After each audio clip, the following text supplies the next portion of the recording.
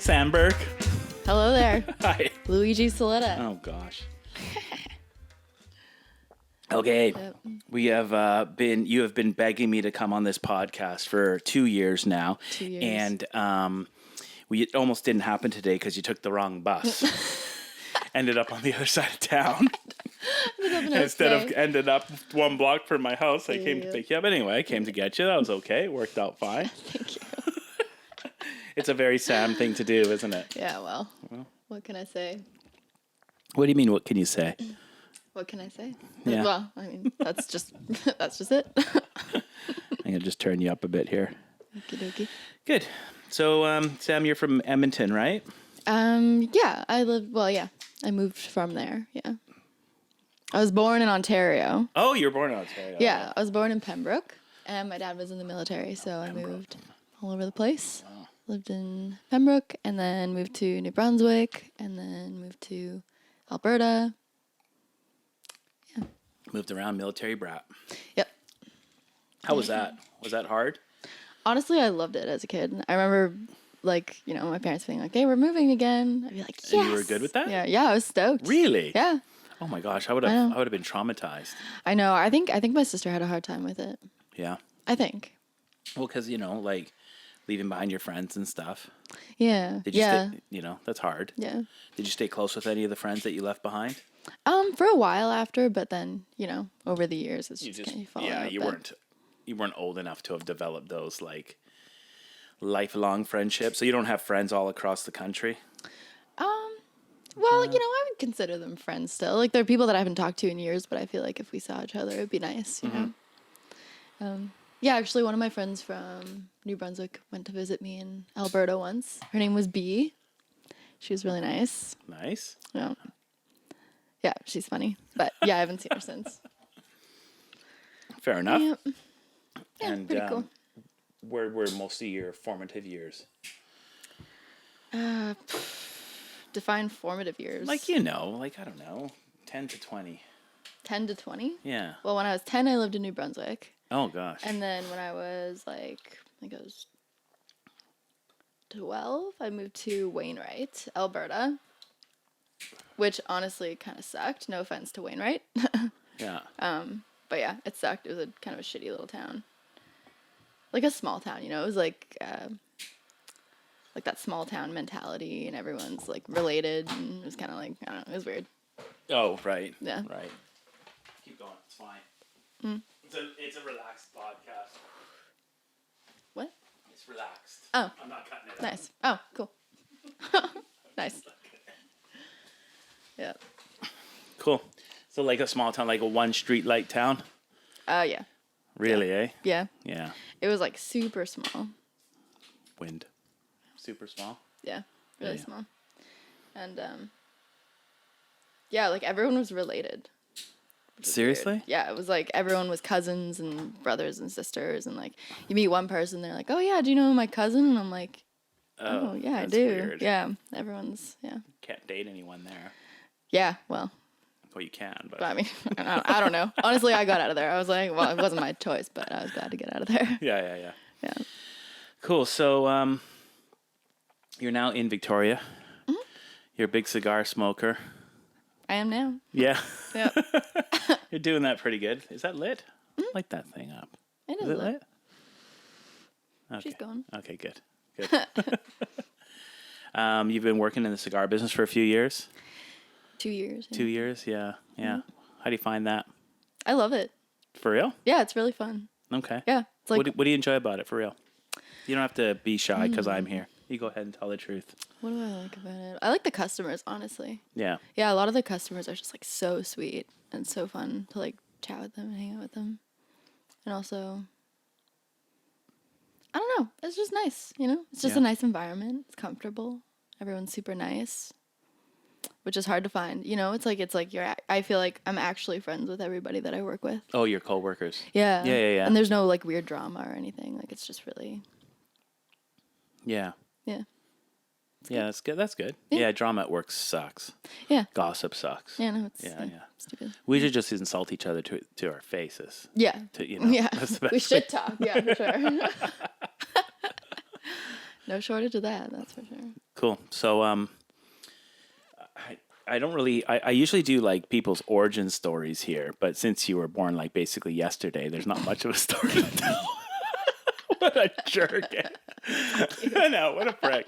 So, like, I mean, when I get younger staff on here, I guess I could ask you where you're from and stuff, but maybe we should talk like politics and religion and shit like that instead. Because I know you're a pretty progressive person. You've got some opinions and ideas.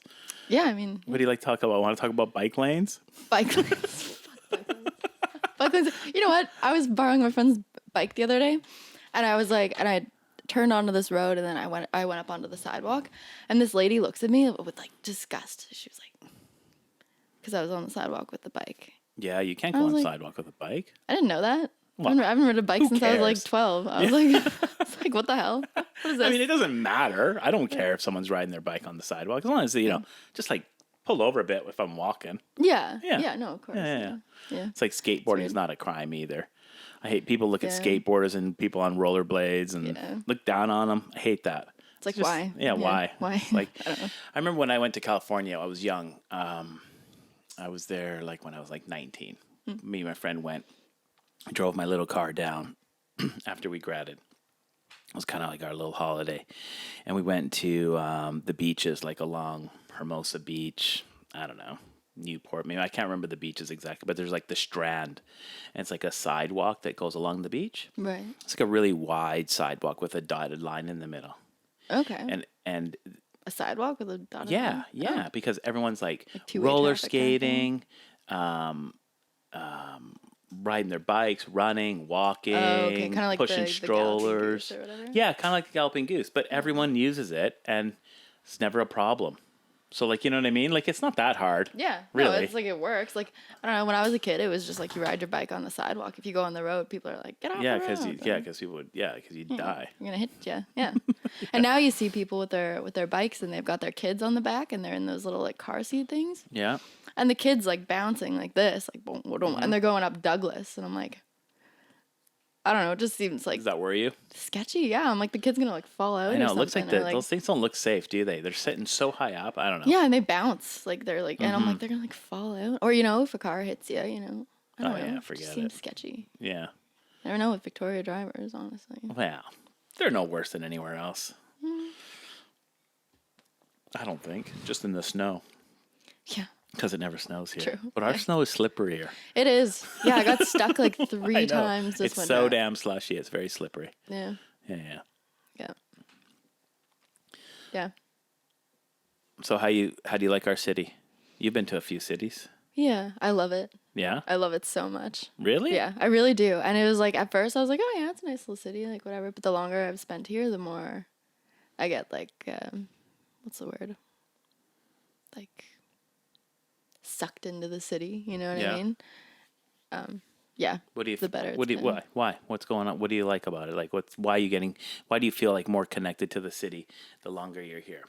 Well, you get to know more and more people, and then you start to realize how small the city really is, and it becomes kind of like a little community, like the whole city, you know? Yeah. It's like, I feel like a lot of places that I go, I see people where I'm like, oh, what are you doing here? Yeah, sure. Scotch. Is that McClellan's? Isn't that a pipe tobacco brand? It used to be. McClellan's used to be a pipe tobacco blend out a manufacturer out of the U.S. Yeah. Yeah, that's right. So is that same thing? Not related? No, not that I know of. That'd be dope if it was. Never but know? No, I don't think so. Yeah. No, McClellan's Tobacco, they're gone now. They closed, right? Damn lighter. It's out of fuel. I didn't check the fuel level. Uh-oh.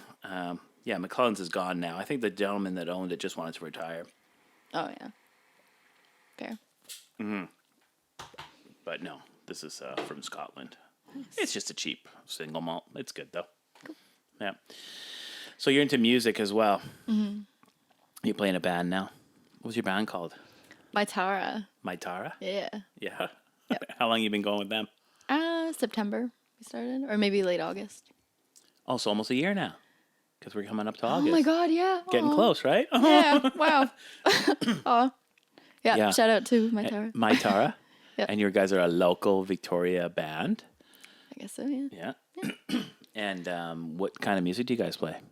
And don't say all types. It's not all types. Okay, good. It's not all types. No. Because everyone was like, what kind of music do you like? All types? Oh, you Fuck know, off. yeah.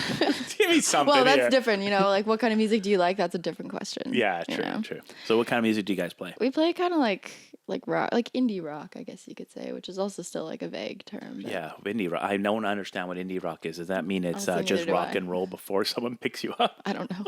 To be honest, I Before don't you know. get signed? That's just what we tell people. I'm like, I don't know what that means. Independent rock, I guess. Yeah. So yeah, I guess so. Yeah. It's like pop rock. What's pop rock? Well, it could be anything that's popular. Yeah, popular rock. Yeah. Yeah. So Yeah. tell me, indie rock. Yeah. Okay. Do you Yeah. guys do covers? Do you have your own stuff? Yeah, we do all original stuff, but we do covers sometimes. We're soon gonna do one by this band Krungbin that we're excited about. Just a quick little one, but really fun. A little what? A little cover. Oh. Yeah. So you're doing a cover song, and you Yeah. guys never really do covers. You do all No. original music. Yeah. Okay. Yeah. And where do you guys play? Just around town, really. Like we do some house shows. We played Lucky not long ago, which was fun. Do you have anything coming up? Yeah, on the 30th, the 29th and the 30th, we have a Of couple what? shows. 29th, 30th of July. Okay. 2022. Couple weeks. Because 2022. this will go online, right? Oh yeah, And true. then Oh, it'll yeah. be there forever. Oh, yeah. And people will be like, oh shit, Like next being- week. 3 years later. Yeah. Oops. Yeah, I'm like, come see my show in a week. So, Yeah. in July? Okay. And Yeah. where is that? One of them's at Pluto's, I guess. Oh. Yeah, Pluto's, like, they shut down their old location, like Yeah. the really cool one. Yeah. The old now- gas station. Yeah. And now they're on Quadra, I guess. Yeah. So I've you're never going to been the in new there, though. Pluto's. Yeah, Oh, okay. Yeah. Sweet. should be cool. And then the other one we're doing. Oh, where's the other one? You know what? It's so the lead singer of my band, she every year her and her brother put on this thing and they call it Yart. I think it's like art, like yard and art mixed together. I think Oh. is like why they call it that. I don't know. Okay. But in their backyard they do like a whole day of art kind of thing. And they have like a bunch of bands. There's like 6 acts going on. How I big is think a there's, yard? like, I don't know, pretty big. Crazy. Yeah. That sounds nice. Yeah, it'll be cool. I haven't been to one before, but Nice. it'll be cool. Yeah. I've been to a couple of An all-day thing. backyard, like Shows and stuff. shows. In the summertime when we holiday, there was a band that used to always, I can't remember his name now, but they used to always play in the backyard, do covers and some originals and stuff. It was super fun. It's like a big grassy field, and you're just having like a party in the middle of the day, Yeah. just watching a band. Everyone's dancing and having a good time. Yeah. Yeah, it's fun. So fun. Yeah, it's super fun. Yeah, no, it's cool. So you're gonna be doing that at her place. No, it's her brother's place. her brother's. Yeah, Oh, in, like cool. Foul Bay. Yeah. Oh, nice. Yeah, it'll be cool. And can people find this information out anywhere? Is there like a website or There's no website. It's just like word of mouth in Victoria? kind of, yeah. I guess like on Instagram and stuff. Like Oh, people okay. make posts and stuff. But Okay. Oh, yeah, it's just kind of like for Yeah. for the friends. Yeah, you need to get on that because someone's gonna want to see. What if I want to come and see you one day? You I can don't- come see. It's yeah, free. but I would have to know. I would have to ask you. I just couldn't look up your schedule and say, "Oh, Oh, I'm gonna yeah. go see Sam Wow, play." nobody cares. Well, you never know. Well, it's like I don't know. Well, with that attitude, no one's ever gonna care. No one watches this show, truly- but I, I think- still post a fucking thing. I still have a website, not a website, but I got Instagram. Yeah, where's your website? Ah, fuck it. I got Instagram. So do I. Yeah. You have an Instagram for My Tara? Yeah. Oh, well, there you go. Yeah, Okay. Yeah. Okay. Yeah. We have. Yeah. Okay, good. All right. Yeah. I got a TikTok for the Luigi Ess podcast, Right, and I got an Instagram for the podcast. Nice. That's it. Yep. It's enough. That is enough. I don't want to yeah. make a Facebook page. No one uses that anymore. Yeah. Meta Yeah. Facebook. and Yeah. and you Classic. and well, of course, it's on YouTube already. Their show's on YouTube and Spotify Yeah. And Spotify. and Apple Music and all that's that cool. other. Yeah. I think it was on Apple Yeah. Music. I use forget I use Anchor, and it just uploads and puts it out to like 5 or 6 places. Yeah. My friend was telling me about those the other day. Yeah, I haven't done that in a while, so posting this one is gonna be. I'm gonna have to remember how to do it and edit. Yeah. Editing, I forget how to edit every time. What do you have to do to edit? To edit this, well, I like to try and level out the sound a bit, like compress it a bit, clean out any noise. Stop. It's gonna sound like shit. Gonna sound like what? Yeah, clean out some noise. I'll leave that in. I'm not going back and getting that out. Yeah, and then I put an intro and an outro. Like I got a little the little music I got at the beginning, so I put that in. I fade in, fade out at the end. That's nice. Little outro music. Yeah, just pretty simple. Yeah, I try and keep it as basic as I can. Yeah. Because I don't want it just to become a chore. Yeah, that's the I want to focus on just interviewing and talking to people. I don't want to focus on the tech side of things. I don't care about it. It's not important to me. So like the more I can automate, the better it would be. Like, so if I could have someone come in and actually show me how to do it even better and faster, I would do that totally. Because I'm that's not what my interests lie in editing software, like editing video clips. I'm just not interested. I'd rather just post material. Yeah. So, yeah. Yeah, it's a pain in the ass. It can be. It can take a long time. My daughter used to have a podcast, and they would do like a half-hour show, but they would talk for like 3 hours. Right? Oh, and then she would edit it down. Cut it down to 30. Yeah. So like, they would just be sitting here and they would just like, there'd be like a lot of dead air, but she'd just keep it rolling. Right. And then when they were talking again and it was good, she would, clip it and cut and splice and this, and it sounded great when it was finished. You couldn't even tell. Oh, like it was really weird. Yeah, right? I think I've listened to it. Actually. Yeah. I think she took it down now. I don't think it's up there anymore. No. But yeah, she'd take like 2 hours or 3 hours of discussion and cut it down to about half an hour, and it sounded. I was like shocked. You can't even tell. It's been all edited her to up. do it. Yeah, right. Yeah. I actually should. Hire her, give her $10. She has no job, the lazy slob. Yeah, just get her to do it. I could give you $20 if you just put this thing together, clean it up a bit. Yeah, she would cut it down too much. She doesn't believe in the long podcast. Right? She thinks like half an hour is enough. But I'm like, you know what? The world has said that they don't mind listening to 1 or 2 hour podcasts. No, it's true. Yeah, people will listen. Yeah. No one listens to mine, but I'm not a good example because I'm just starting out. Not no one, but very few people listen to mine, but many people listen to long podcasts, long form discussion. Oh, yeah. Yeah. Totally. Yeah, so it's okay. I don't mind. Yeah, no, it's true. Yeah, there's some podcasts that like, I've watched a couple of podcasts that are like 2 hours long more than once. Oh, really? Well, because it's so, it's so long that you forget stuff. So you go back and it's like watching it again for the first time. Really? Yeah. Joe Rogan, Brian Cox. Brian Cox? Yeah. Who's he? He's like a physicist. Oh, yeah? Yeah. You like that one? Mm-hmm. It's really good. But, it's like 2.5 hours long. And you've watched it more than once? Mm-hmm. I've never watched a podcast twice. Maybe you should? I don't know. I guess if I was really, really interested in something, I would. Like, say it was like a financial podcast or something very technical and you're trying to learn from it, then yeah, I would listen to it more than once. Right. Say it was about, I don't know, fly fishing, because I like that. Right? Oh, yeah. Yeah. So I would listen to that more than once because you're trying to learn. Yeah. But most of the time when I'm listening to a podcast, I'm just doing it for enjoyment. And if I forget the information the next day, it's like, it doesn't matter. That's fine. I enjoyed it while I listened to it, and that was enough. And yeah. You know what I mean? Yeah. But yeah, if you're into physics. Yeah. Yeah. Tell me about this Brian Cox guy. What is he all about? I've only seen the one podcast of his. Yeah. But you knew about him before you saw the podcast? No, my stepdad actually recommended it to me. Okay. Yeah, because he really likes listening about physics and stuff too. Like, I don't really know that much. I just like listening and like a lot. It's really interesting. But yeah, he sent me like a bunch of links to. There's like this group of physicists that are kind of like bringing physics to the forefront of like mainstream media kind of thing. Like Neil deGrasse Tyson. Yeah. Classic. Yeah. Classic douche. Well, he's not a douche. He's not a douchebag. I'm He's not just talking shit about anyone on this podcast, okay? You're not? Why? Except, you're allowed to talk shit about famous people because that's true. It comes with the territory. Yeah. When I get fine. When I get famous, people can talk shit about me. When I got stacks of cash this high, talk shit all you want. I can handle it at that point. People already do. It's okay. Yeah. I don't know about it though, so that's okay. Yeah, you do. I do?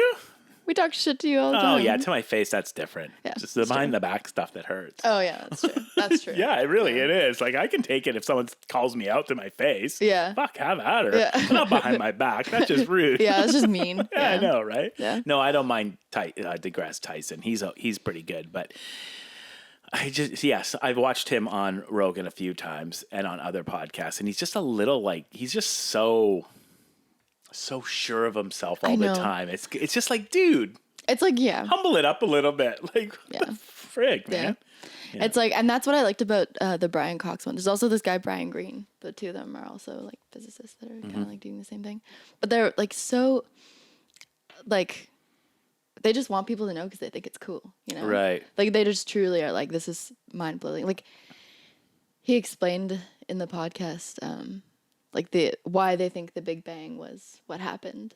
And it's like, I don't fully understand it, so don't take my word for it, but he was saying how when you take a telescope, like a really powerful one, and you look out into space, so if you think about it, like, the light from the stars that you see, like, with your bare eye is, like, however many light years old, you know, or, like, billions of years old.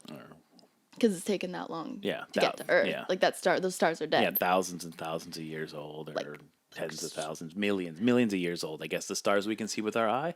Yeah, like millions to right? billions, like just like super fucking old. Yeah. But so if you take a telescope and you look far into space, then you're getting closer and closer to those stars. Big Bang, yeah. So then you're technically looking further back in time because the distance is so not further back in time, really. Sort of. But kind of. You're seeing light that's older. Yeah. Yeah. So then I guess they got this telescope where it's so strong that they could see all the way into space to they found this big cloud of like light. That'd be the Hubble probably, right? This Hubble Space Telescope. They did this deep space images. I don't know. Have you seen that that famous deep space image? Oh yeah. Yeah, totally. Yeah. There's a new one that they're just putting up that they've just put up, and there's new images coming down in like a week. They're gonna publish new images, and I forget it's named after some famous person in the U.S. It's a new, more powerful infrared telescope, and it can look even further back. You can even, because it's like picks up red spectrum. I don't know anything about this stuff, but it can pick up light from way, way back now. So it's even better. That's crazy. I know.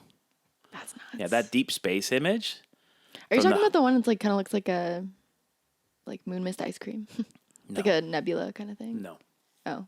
Then maybe I don't know what the Hubble Deep Space Image. I think that's what they call it. It's when they pointed the Hubble telescope at an interesting piece of the night sky where there was nothing, and they took an image over, I don't know, many days, and then when the image was developed, it showed solar systems and galaxies and tons of galaxies, like hundreds of galaxies colliding into one another. Right. So a galaxy is, I guess, a bunch of stars, and all those stars have planets going around them, right? So you got to think, when you see a whole galaxy like our galaxy, you've got this swirling mass of stars that's spinning around, and then the whole galaxy is like flying through the universe. Is that what it is? Yeah. I don't even know. The universe. So the whole galaxy is flying through the universe, and then you've got your Earth flying around this individual star. So you can imagine all the speed put together. Like the universe is flying around, our solar system's moving around, and then our planet is flying around the sun too. Yeah. It's like we're hurling through space, I don't know, a million miles a freaking hour. I don't know how fast it is, but it's mind-blowing. Like insanely fast. Insane. So well, if you think about it, how big the Earth is, and it completely does a 360 in 24 hours. Oh, it's just zooming. Like, what the fuck? I know. That's it's crazy. Just, and it's like, I always think like we've like adapted so that we feel like we're standing still, right? But if the Earth were actually to stand still, like what would happen, you know? Yeah. Everything would just go flying or something. Like, I don't know. Because there's also like centrifugal force and what would happen, you know? So the image with all these galaxies, if I have an image, I'll put it up quickly. I'm sure everyone's seen it. But this image was taken of the night sky, and it represents, I've heard it described different ways, a grain of rice at arm length. That's how much of the sky it shot. So if you hold a piece of rice up at arm's length, that's how much of the sky. Oh, like if you put a grain of rice and then and you hold it up like that. That's the photo it Wow. took. Or a dime at 25 feet. So just think, a grain of rice at an nuts. arm's length. You take that, you take a picture, and in that picture is like hundreds, if not thousands, of entire galaxies. Yeah, that's fucking nuts. Fucking insane. That's nuts. One thing I do like that deGrasse Tyson said is describing infinity. So infinity is so big, it's such a large concept that not only, because he was talking about life on other planets, I think this is the way it goes, so don't quote me 100%, but he was talking about life on other planets. Like, is life on other planets possible? So he talks about infinity, and so infinity says that not only is it possible, there's another planet just like Earth. Because it's infinite. Yeah. There's a I see. billions, trillions, whatever the number is, like goes on times forever. that it's happening. And not only is it probable that there's another Earth, but there's another Earth that everything has happened exactly as it has on this Earth. Because that's how big infinity is. Not only has everything exactly happened, but you and I are having this exact conversation at the exact moment on another planet. Because that's how many planets there are. And when you have that many planets and that much stuff or time, like there's no way that it cannot be. Yeah. It's incredible. Weird. It's like all that weird math, Yeah. But it's interesting. Like, that's how big infinity is. If you get something and you just go forever and ever and ever, I can't even Like wrap no my hand. end. There's no end. Yeah. So of course, there's a very good chance that there's another Earth and another Sam and another Louie, and it's like just So incredible, weird. eh? So it's weird. incredible. Yeah, I like that stuff. Yeah. So that stuff I don't mind when those guys can, like Tyson or whoever I've listened to, can break it down and put it into terms that I can understand. Yeah, that's what I want. I want, because I'm not a mathematician or a fuck, physicist. I don't know. I need you to break it down so I understand it. Yeah. Otherwise- And these guys are like, they're really good at doing that. You know what I mean? It's like they'll talk about things and it's just so like there's no point at which you're like, wait, what? Like you're like, right, wait, right. and like you're like, what does that mean? Like, but it's these really like weird, complex ideas. Yeah. Yeah. It's like I think like Richard Feynman was like this. He's like this old scientist, and he kind of like, as far as I know, like coined that means of like of teaching. It was like just taking really complex ideas and simplifying them. Oh, I see. Yeah. They say that's how you know you actually know your shit, is if you can take something really complex and explain it in layman's terms. Oh, okay. Well, that's good. Mm-hmm. I can't do that. I don't know shit about I shit. don't know my shit. No, I don't know. It's cool to listen to, though. Yeah, no, it is cool. It is cool. No, it's neat to listen to like theories and where it's just so crazy Yeah. that it's hard to wrap your head around. No, I like it. I like history too, like that. Those like weird conspiracy history theories, like what? like like I don't know. You listen to some people and like the pyramids aren't 5,000 years old. They're actually like 25,000 years old or 100,000. There's just other theories about the Egyptians didn't build the pyramids. There was a civilization before them that built the pyramids. Things like that. I don't know if there's true or not. Have they been proven? Probably not. But it's just interesting to hear these guys and their alternative theories. Yeah. And no, just it's true. explore ideas. Yeah. Well, yeah, because you can never say anything for certain. And you can never say that any one idea is not right. Yeah? Because you never know. Really? Yeah. I don't know. Exactly. Yeah, I guess. No idea is ever right. Yeah. I guess, because unless- things get disproven all the time. Yeah, I mean, except for things that you're like immediately experiencing. Like if I say I'm going to drop this, obviously it's going to drop. Right. But like, But even sometimes that's a even, lie. like, When I'm fighting with my brother and I'm holding out his trophy, I'm going to drop this. I'm going to drop this if you don't stop. You never fucking do. And if you do, you're a real piece of shit. You broke my fucking trophy, you asshole. True. That's true. But you knew the whole time Yeah, that the person holding you weren't it going to knows what drop they're it. going to do. Yeah. Yeah. You're like, Yeah. I'm not going to drop Yeah, this. my brother would probably drop it. Yeah. Dick. Yeah, Which totally. brother's that? My middle one. Which one's that? That's can't disparage a guy that isn't a millionaire on the show. Oh yes, right. So He's your my favorite brother? No, he's my brother. I love him. It doesn't matter, right? But yeah, no, he's my middle brother. He knows who he is. Everyone else that knows me knows. Oh yeah, we used to fight like cats and dogs back in the day, but Yeah. we've mellowed with age. That's nice. Yeah, it's nice to mellow with age. Yeah. Yeah, my sister and I always fought, but it was, we were always like best friends growing up. Yeah, my kids fight a lot too, but they don't fight like it's never permanent. It's quick. Yeah. Quick it's little like, spats. Yeah. And they're never physical. Yeah. So that's Yeah. nice. Yeah. Yeah. Well, that's the thing with young boys though. Like they Get physical. Yeah. Yeah. It's like they just want to beat the shit out of each other. Yeah. It's the way we're built. Yeah. I know people say boys will be boys. Oh, you can't say that. It's like, well, you kind of can in some ways. Like, I mean, you just see it. Yeah. Like, yeah. And it's, my dad was always at work pretty much. And my mom, my parents were together, 100% loving couple. Both took care of us. But dad was always working. Mom was at home. So mom was like raising us on a minute to minute basis. Right. Right. She was great. But we still kicked the shit out of each other. It wasn't like, you know what I mean? Yeah, it wasn't like something my mom was doing. It wasn't like you weren't being parented. Yeah, I wasn't being parented by like some old school dad that was like, yeah, you don't take that, you go beat the shit. No, it wasn't like that at all. It's like a natural instinct. We're just killing each other. And then even between our friends, just killing each other. Yeah. Oh. Well, actually, my friends and I used to kick the shit out of each other. Just, for real? For fun. But it was like fun. For fun. Like bro scraps. It was like, all right, let's okay. fight. Yeah. It was fun. No, we never did it for fun. Yeah, we were did just actually we did pissed. it for keeps. Yeah. And then I was like, I'm sorry. Because you're like your best buddy. Who are you gonna do? You just finished having a fist fight with your best friend? Now what? What am I gonna do tomorrow? Yeah, I got no friends. Yeah, true.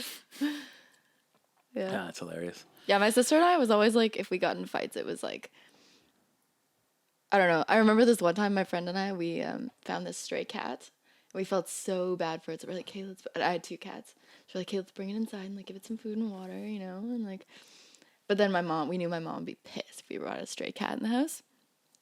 So then we brought him or her into the bathroom and like closed the door and we like gave it some food and water and we were like being all sneaky about it. And my sister's like, Sam, what's in there? I'm like, hey, come on in, but you have to promise you're not going to tell mom. And she's like, okay, I promise. I was like, do you promise? She's like, yes. And I was like, okay, come look. And there was a cat. And then she books it out of the bathroom. She's like, Mom! I remember I was like so hurt. I was like, after I came to her, I was like, you broke my trust. I was like, you told me. I'm not mad. I'm disappointed. And then she was like, well, I had to tell mom. Like, why? I know. I was like, what's why? the issue? Yeah. I know. It's like, and then I was mad at her after that. But it's like just little fights like that, Yeah. It's like. No. Me and my bros, mostly my middle brother, because we were only 2 years apart. My younger brother, he was 7 years younger than me, so we didn't fist fight. But me and my middle brother, my second brother, holy shit. Really? Oh, I'm surprised my mom didn't have a nervous breakdown. Why? Like, what did you do? Oh, we were fist fighting and rolling around and beating the shit out of each other. It was awful. My mother, poor woman. Poor woman, I'm surprised she's still alive. Man. Oh, just that's mothers, brutal. though. Yeah. Mothers you have to have so much patience to be a mother. Like, oops. Yeah. Like, I couldn't imagine. Well, I'm like, fuck. Start imagining, sweetheart. Time's a ticking. Yeah. Well, we'll see. We'll see. We'll just see about that. To my future kids. Yeah, but yeah. Behave. Yeah. Oh, yeah. Be good. Just brutal. Listen to your mother. Yeah, just brutal.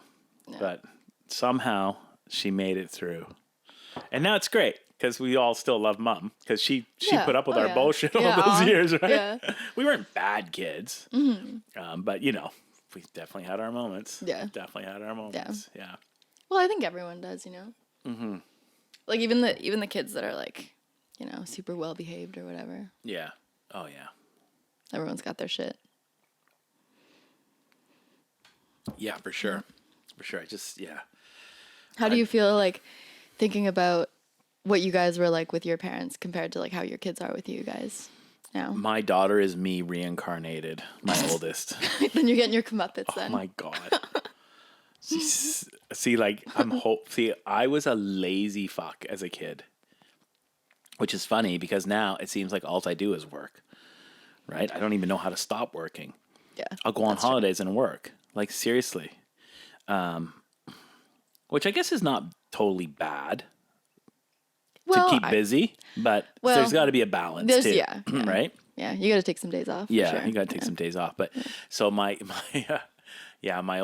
oldest daughter's a lot like me. She flies off the handle real quick. That was me when I was younger, flying off the handle all the time. Any little thing, just like angry or spaz out. Yeah. Just have a spaz, have a fit, whatever you want to call it. Weird. I would never pin you as somebody who would get angry. Like, I still do with her. She brings it out in me. Oh my God, it's fucking hilarious. Right? Like I could be like the calmest of calm, like literally. Zen. Literally. Yeah. I had this girl that works for me and she piled up this stack of beer up the stairs. Did you hear this story? No. So she's brand new working for me. And she piled this pile of beer up the stairs because we have the liquor stores. There's no space, right? So we store beer up the stairs, right? Yeah. And we only pile it about like 5 flats high. Mm-hmm.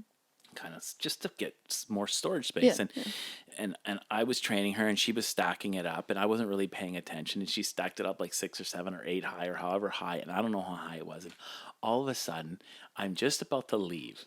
I'm just about to go home. It's like the winter time. It's dark out. And all of a sudden I hear this, and I was like, what the hell? I go running out because I'm in the bathroom. I go running out and I looked at the surveillance later and literally it was like one stack went and the next stack, the next stack, the next stack, all the way. And then it was a circular stairway and it was like domino, all the way around and it all came pouring down the stairs into the middle of the liquor store. Like just came pouring down like a tidal wave. And I didn't even yell. Wow. I know, what? Right? Wow. I didn't yell. I was just like, oh, fuck. This is bad. You're like, well. Okay, I guess I'm not going home. Well, that's like one of those things where you're just so shocked that you're just like. Yeah, yeah. Okay. And then my daughter will literally not pick up her dirty socks. And I'll just lose my fucking mind. Right? I'll just be like, you didn't clean your goddamn dishes. I brought your fucking socks. Right?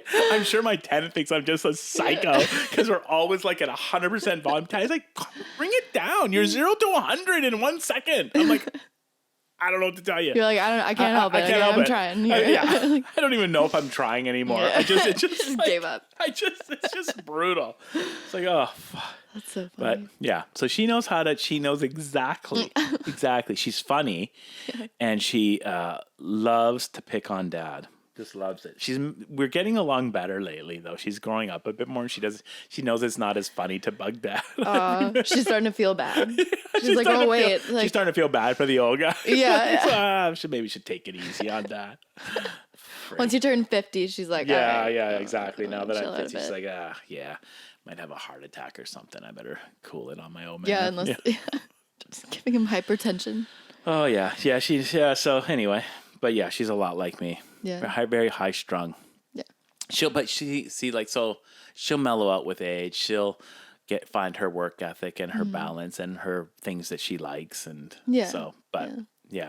it's very funny. So whatever you were when you're a kid, it's very likely that you're going to get paid back the same. Yeah. It's like you're going to get, you're going to get your justice. Your justice will be served. Yeah. Cold. Yeah, exactly. Yeah. I was a really good kid until I was a teenager. Yeah. Then I was a fucking little shit. What happened? Yeah. Don't ask me. I don't know. Yeah, like I never really got into drugs or drinking. I mean, I drank a little bit, but I never had a girlfriend until like later in high school. So I wasn't dating it, until like grade 11 or 12. I can't even remember now. Yeah.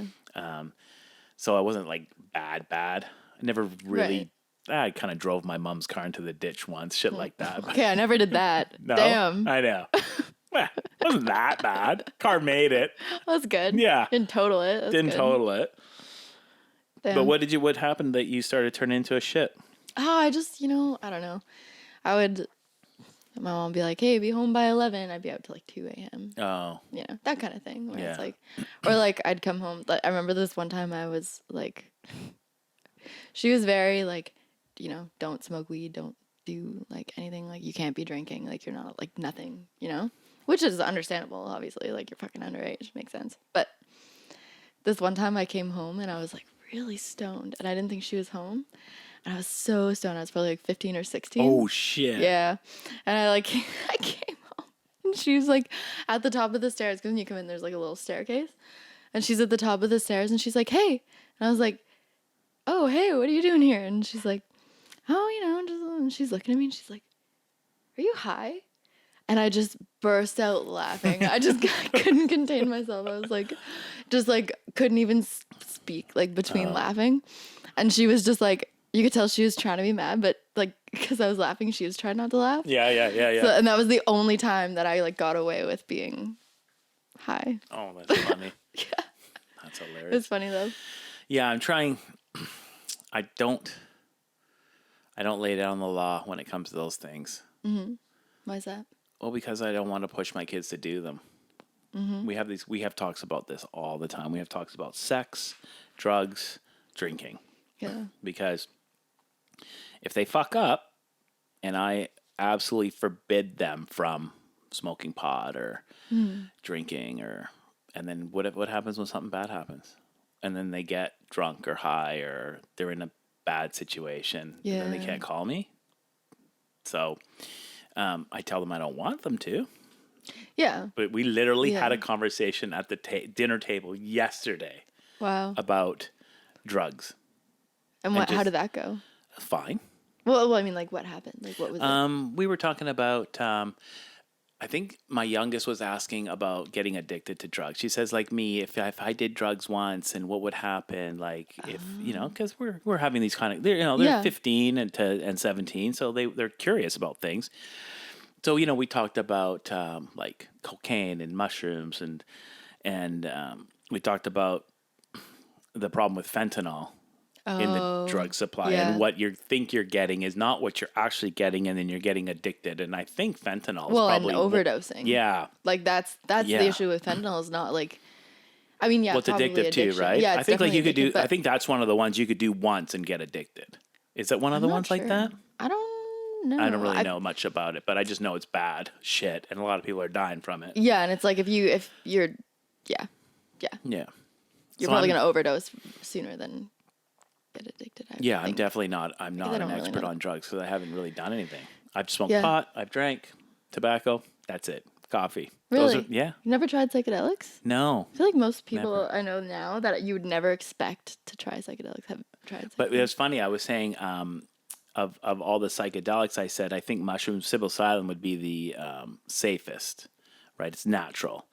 And I said to my wife, I said, we should when our kids get of age, I said we should do mushrooms as a family. Oh, and my wife was losing her mind. She's like, "Fuck no!" Yeah, she's like, she's with the police. Yeah. She can't say yes. I was like, we'll just do like some microdosing or something. I would not be opposed to trying it, but I'd want to know that I was like a safe environment because I'm a control freak, right? Mm-hmm. Like I like to be in control. That's probably why I don't drink much or do any drugs. So I don't like to get out of control. Yeah.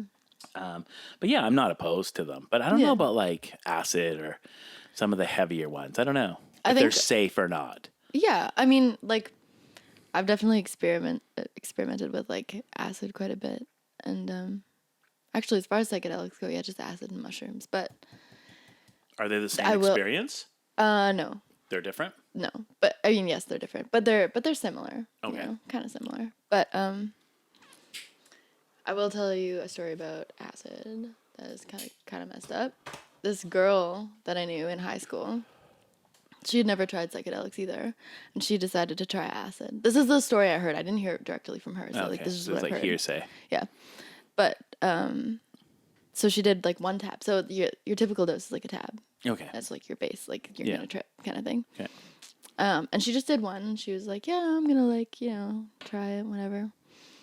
And it ended up. So when you make acid, well, not make acid, but when you're divvying it up, anyway, you get like a basin kind of thing, and you put the liquid acid in there, and then you get your blotter paper, like a big sheet. Yeah.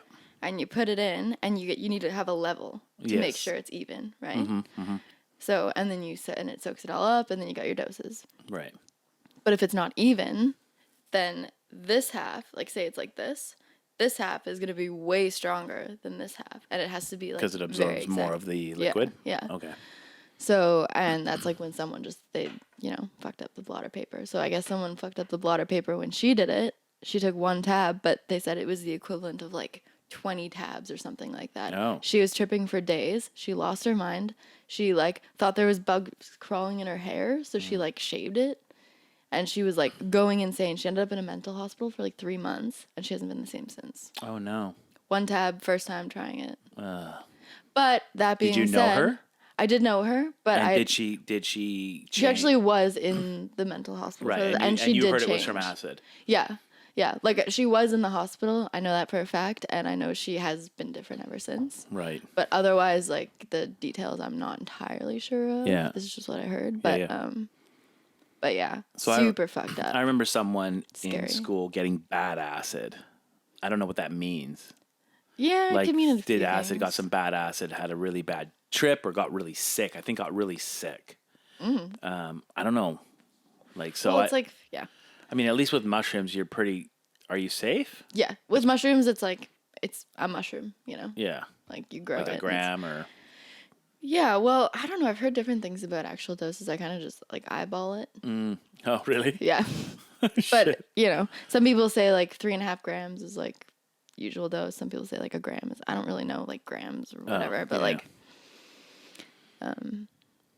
yeah, mushrooms, I feel like you're pretty much safe because you're eating the actual mushroom. It's not like they extract it and then, Yeah. I mean, unless you're taking like a psilocybin pill or like, whatever. Right. But yeah, so mushrooms I would say are like, and you know what? The difference between like acid and mushrooms, like with acid, I feel it's cool and you're like, oh, this is really cool. And and you feel, because I don't like to get like super high to the point where I'm, like lose control or I like don't know where I am or I'm just like hallucinating and just like, oh, this is so cool. I just like to kind of like be pretty high to the point where you're like, oh. It's Oh, okay. I thought that was a cat. I was like, you have a cat? No, I don't. What was I saying? You want to get pretty high, but not like. Oh yeah, but completely- not like super like. Just out of my wrecked. mind. Like I still want to be able to like hold a home. conversation Yeah, and yeah. like if I need to get home, like find a way home kind of thing. Right. But So tell me, what is it like? Oh. So when you do acid, like, is it all technicolors? Is it super? Are you hypersensitive? Is it an upper, a downer? Like, do you get more energetic? It honestly depends on how you're feeling already. So like if you're feeling like super shitty that day, you're like in a bad mental space, just like whatever, you're probably going to have a bad trip. You're probably going to like, it's just going to amplify that. Right. But if you're feeling really good, like physically and mentally, then like you're probably going to be fine. Oh, okay. Like it's So it kind of like what is it? Elevates the mood you're already in. Yeah. Like or it like amplifies. Amplifies. Yeah, that's a better word. Yeah. And but not just that. Like that's just like the tip of the iceberg. Like it's right. But like the kind of high that I like to get on acid is, you feel it in your body. You feel like I don't know, kind of more light, I guess, but also more grounded, kind of. Even more so on mushrooms. Mushrooms is like you feel really just like grounded and good and clear-headed, I find, on mushrooms, whereas acid is more in your head and you're just like thoughts are racing and you're just like kind of watching your thoughts happen. Oh, okay. I guess. But yeah, and like the hallucinations that I've had have just been like simple things it's hard to explain. Like I remember this one trip that I had. Actually, this is a good way to put it. This one trip that I did 3 tabs of acid, which is like way too much. Shouldn't have done it. This is in high school. And it started off like really nice, and I was like, oh, this is really cool, whatever. And it kind of hits you like slowly, like a little bit, like gradually. Builds, yeah. Yeah, and so like at first it was like, oh, this is really cool, this is fun. I feel good, my body you feel kind of warm and you feel just like really relaxed and like, just contemplative, I guess, and and then as time went on, I started to get like it's like every how do I explain this? Every instant is like a thing, you know? It's like if I were to sit here and like read each one of these bottles, that would be like a section of my life, like a specific section of my life. It's like a big ordeal. Yeah, it's like a big ordeal. Yeah. Right. Or like, you know, looking at the cigar and watching the smoke come is like, you know, that would be another section of my life. Right. Like that kind It'd of be thing. like the best thing ever. Yeah, like really cool. And I think my favorite part about Watch your psychedelics is it. Watch your shirt. Oh, thank you. Thank you. Getting naked on the podcast. What kind of fucking podcast is this? Yeah, what the fuck is going on here?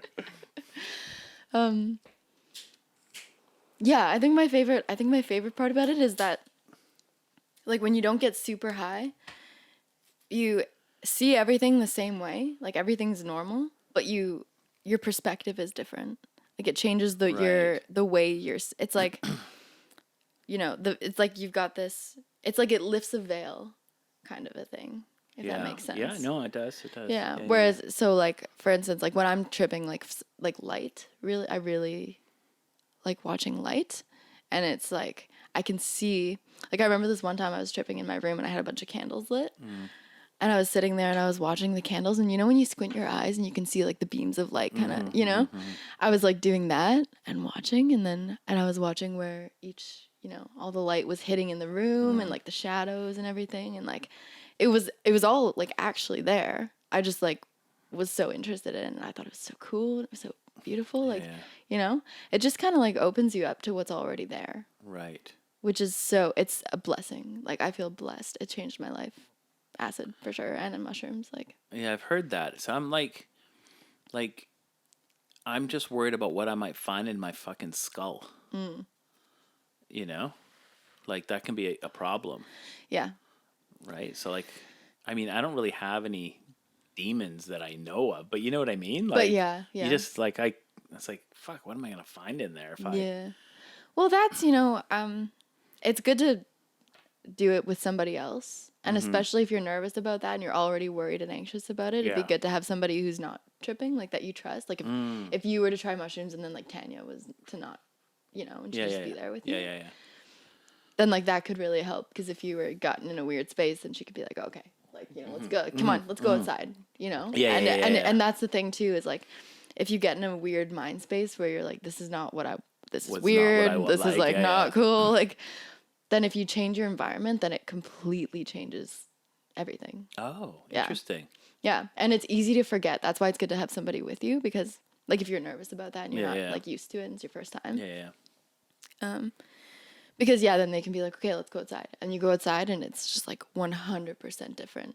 Like everything's so different. Like it's like you're in a new environment, like everything you see is different, everything like it's just like washes you kind of a thing. Yeah, I've heard that it opens up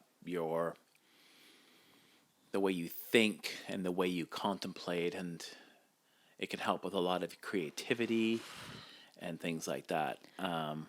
Which I find all those things very interesting. Yeah, I find it very interesting. Just like, you know, I'm 50. I've been doing things a certain way. Some things are working, some things aren't, right? In life, you know, like everyone's life. And I think if you could open up your mind somehow so that you can explore new ways to do things that you're already doing to do them better. Yeah. Right? That's very interesting to me. Yeah. You'd probably love it. Yeah. And you know what? I would suggest... I'm just kind of shitting around when I say, you know, I got you know, things in my head. I probably don't. Nothing bad happened to me in my life. Like I'm pretty lucky. Yeah. It's been pretty vanilla. You know what I mean? Like nothing, you know, I was never abused. I was never like, you know, it was pretty easy going. Good, pretty good, right? Yeah. But you just never know, like.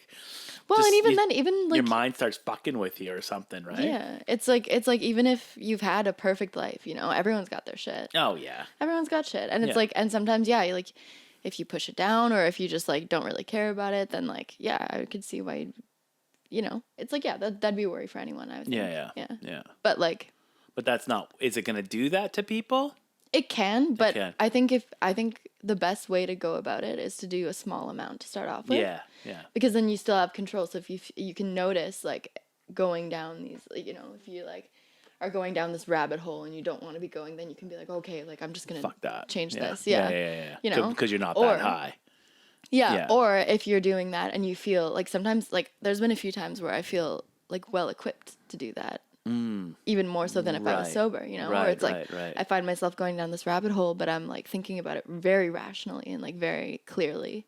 And I'm like, maybe this is what I need to do right now. And I think that's why people say that mushrooms can be very healing for people. Interesting. Yeah.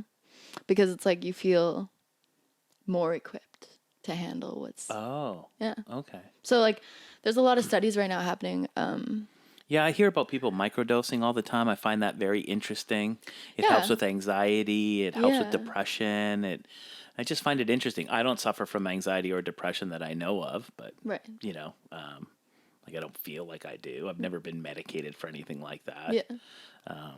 Yeah, I'm lucky. 50, never had any meds for anything, so that's pretty good, right? There you go.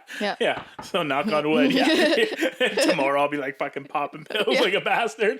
Yeah, after this conversation, you're like, I take vitamins. Yeah, like find a therapist. Yeah, vitamins. That's good. Yeah. I took some today. Nice. Good. Good to hear. But it's pretty good, right? Like but yeah, that's interesting. Like, because everyone's got some amount of anxiety.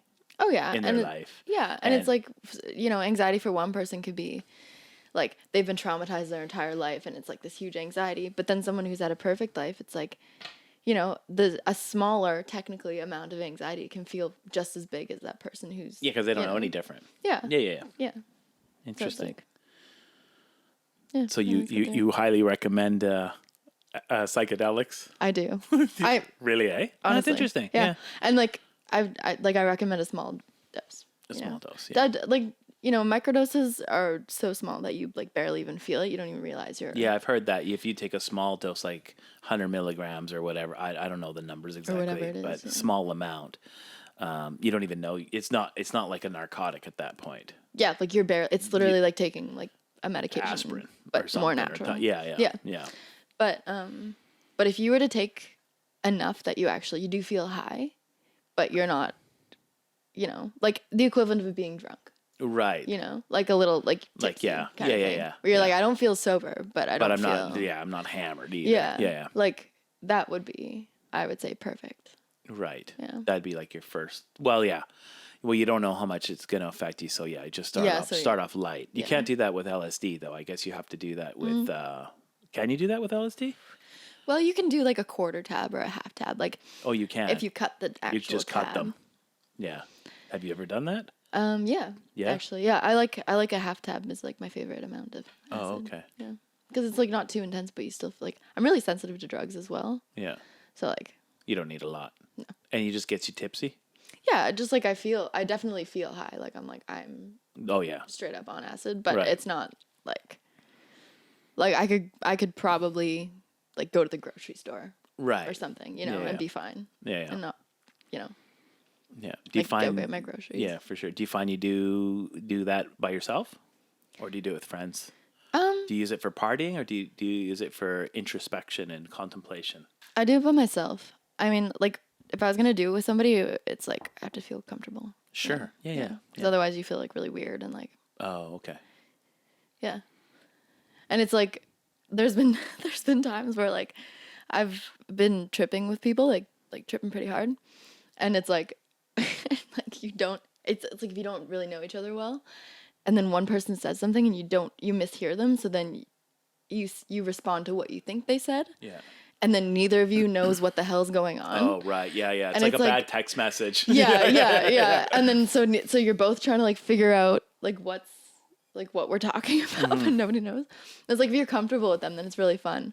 But like sometimes you can see them and they're like not like they're like this is weird, and then that makes you feel like oh fuck, like this is weird, you know, and then it gets weird, and you're like.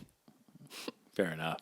Yeah, you want to be tight with them. Yeah, you want to be like at least comfortable around them. Yeah. Okay, but you usually do it by yourself, eh? Yeah, I like it better that way. Interesting. Yeah, because I find, and even like if I'm at a party and I do acid, like I always find myself just naturally like going off. Like leaving. Yeah. Oh, okay. Like especially I like to be outside too. It just feels so clean, fresh. Oh, yeah. Yeah, I've heard people talk about like watching a sunset on acid and just being like the best. Yeah. Oh my God. It's good. Yeah. Yeah. Like I said, it's like it just you see everything the same way. Like physically you see it the same way, but mentally it's like you're perceiving it completely differently. Or not completely differently, but just like it honestly feels like, yeah, it just lifts a veil. Interesting. You know? Yeah. Where it's like and it's things that you see where you're like, I know this is always here. I just haven't noticed it before. Right. Yeah. Right. Just so cool. So what do you think it's helped you with? Oh, so much. Yeah? So much, yeah. I feel like I'm more like present in general. Yeah. Like way more present. Shit, what were you like before? Dude, fuck off. Like, I don't know. You live up to your hair color, let me just say. Let me put it that way. No. That was good, right? Yeah, that was good. At least I have hair. Yeah. Oh, fuck. It's not my choice. No, but seriously, yeah, you just feel more present for real? Yeah, more present and more like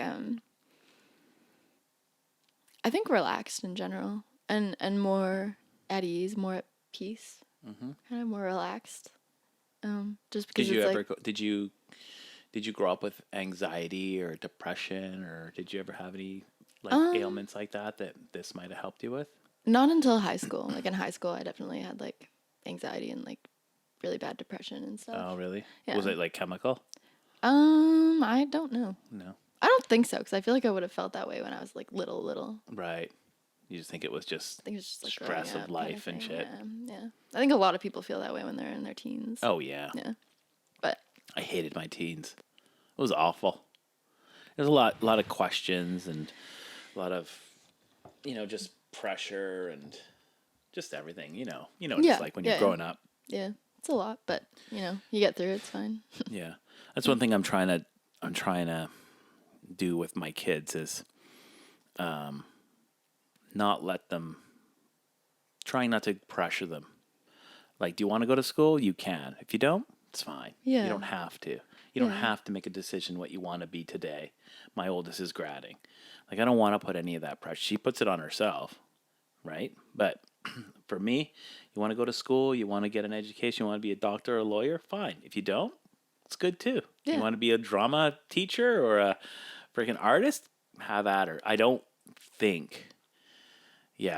like that, putting the pressure. You can monetize anything.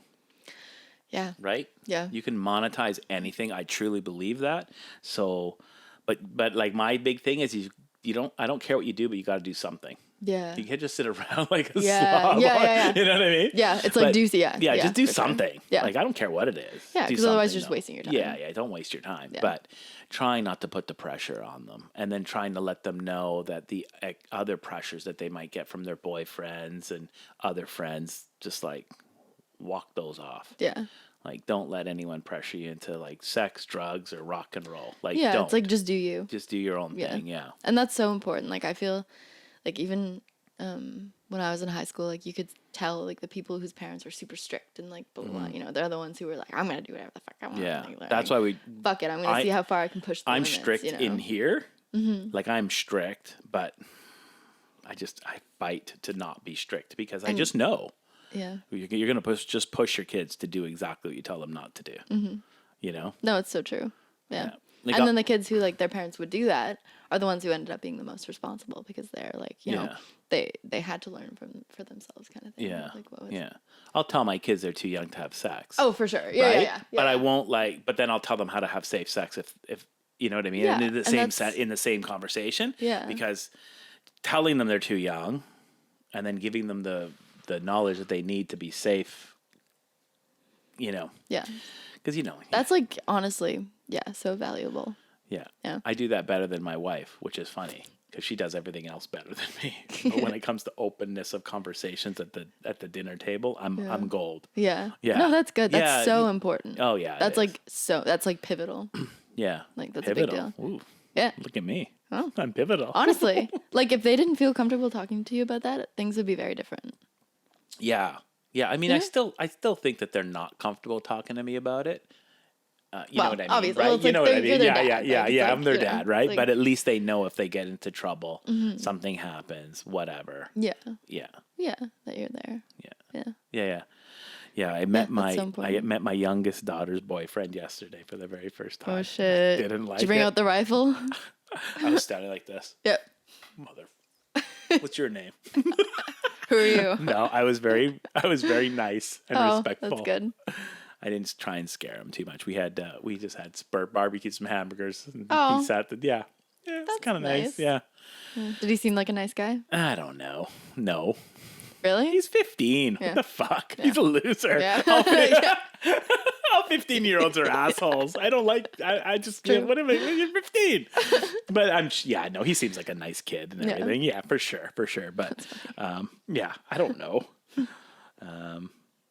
Yeah, and my other daughter was hilarious. So she's 17. She brings her boyfriend over, and they're gonna sit outside and whatever. Yeah. And there's a group of friends that are sitting outside, and he comes in the house, and I introduce myself, and her girlfriend's with Hannah, right, with my daughter, and then the girlfriend's brought over her boyfriend too. So there's two boys coming over. So I introduce myself to both of them. Yeah. It's fine, and then I hear Hannah's. I'm just sitting on the chair watching TV. My wife's there. We're just kind of watching a movie or something, whatever.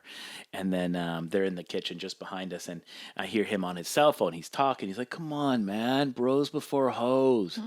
And I was like, "Oh, what the hell Red did I flag. just hear you say?" Right? I'm like, motherfucker, I will make it rain in here. On your way. And he's just like, oh, I didn't mean it. It's like, you better not have fucking meant it like that. I'll kick your ass. It's like, what'd you mean? Yeah.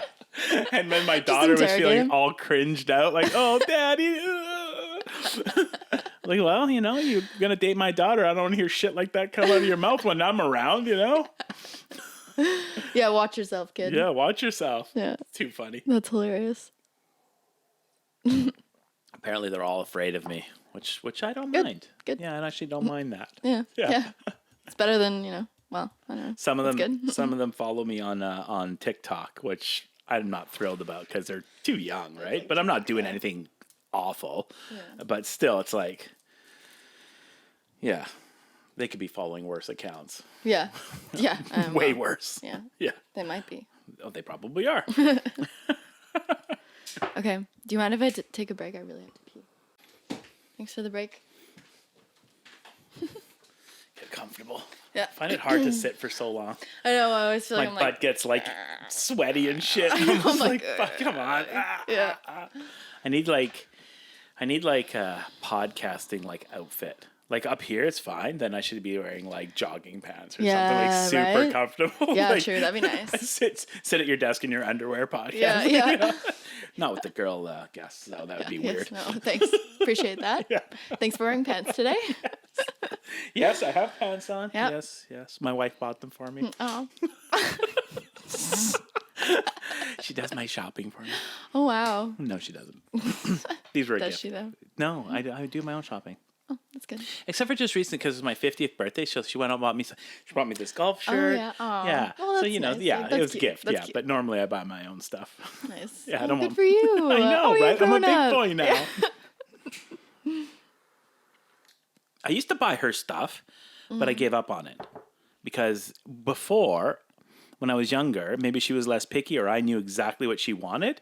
I always chose her stuff and she loved it. But lately, the last few years, I can never pick anything that she likes. It's always like, no, it's always getting returns. I'm like, fuck this. It's hard. Not buying you anything else. Like I'll buy her Lululemons and she doesn't, no, they got to have a pocket. They got to have, it's like, holy shit. Fine then. Okay, but you know what, though? I feel like buying clothes for someone is just automatically going to be a miss.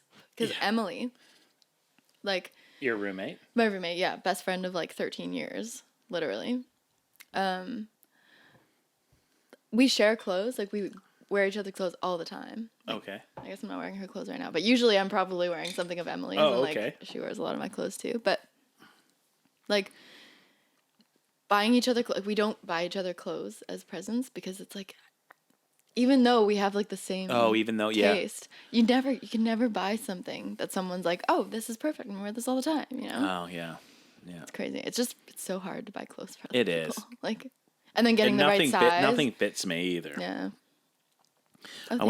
Yeah, drink up. We've got lots of booze here. Oh, I'll let you try this too. This is really great tequila. Oh, it's delicious. Nice. What else do I got? Oh, that's really good too. Bison grass vodka. Yeah, I really like that. It's just vodka, but it has a little piece of grass in it. Yeah, a little grass. Looks like a piece of spaghetti. It just flavors it just ever so slightly. Not sure why this is here. What is that? Galliano. It's for Vanilla? it's for Harvey Wallbangers. What's that? Vodka, orange juice, and a little Galliano on top. Kind of tastes like an orange like creamsicle. A mimosa kind of No, like a creamsicle, like orange and vanilla ice cream. Because the vanilla, you know what I mean? Yeah. You know the popsicle with the. It's just like a little a bit like that. creamsicle or Yeah. creamsicle? I think it's creamsicle. Yeah. Tastes just a little bit like that. They're delicious. That's kind of cool. Yeah, they're fun. good. Yeah. Yeah. I went out to buy a couple shirts, and I'm like at this store, and I'm looking at their shirts, and they're all slim fit. I'm like, slim fit? What the fuck is slim fit? I can't fit into this shit. I need like a regular fit. I know my shirt size. I'm like a normal shirt. and I'm like, do you have anything other than slim fit? No, basically, like, I'm like, what? I'm like, who wears these? Like, he's like, well, get an extra size up on the neck, and it'll probably fit.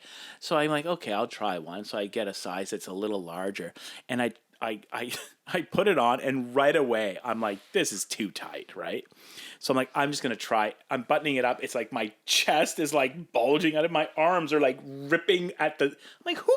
Like, what the fuck? Like, forget it. Well, that's the thing is like slim fit clothes. I think are made so that Well, they're not made for normal people. You can't just buy a bigger size because it's like the proportions are different. No. So it's like. Well, yeah, it's like there's like an 18. I see an 18 neck. I'm a 16 and a half, so 18's a big dude, right? Like a measured neck. Yeah, when men buy dress shirts, you buy collar size, like. Oh. So I'm a 16 and a half. That makes sense. 16 and a half, 34, 35. That's my size. Right. And and then the sleeve size, 34, 35, is like from the middle of the shoulder to the sleeve. Anyway, so I know my shirt size. So there's like 18s, 18 and a halves in a slim fit. Well, who the hell's an 18 and a half neck, big giant neck with a slim fit? That's not a thing. No one buys that shirt. Yeah. Well, you never know that. You never know. But it's like to have a whole store full of them. I know, it's bullshit. Anyway, I was miffed. Yeah. I was like, yeah. Anyway, that's why golf shirts is fine. Just buy me a golf shirt. They all fit. Yeah. But a dress shirt is like you gotta go. I gotta try that. Yeah, you gotta be there. Yeah. There's a cat again. Oh. All right, so that's been pretty good. Do you want to keep going here? Do you feel like you've got some more topics to explore? Half a cigar left. Half a cigar. Yeah. How you enjoying the smoke? It's really nice actually. Yeah. I always thought I'd like Camacho. That's a Camacho. Yeah, it's Camacho, so that was Connecticut. It's a Connecticut, yeah. So that was an independently owned cigar brand in Nicaragua, and then I guess they sold to Davidoff, and now it's under the Davidoff umbrella. Yeah, and now aren't they Honduran? Not that one. Oh, pretty sure it's not. Might have been once, but don't think so.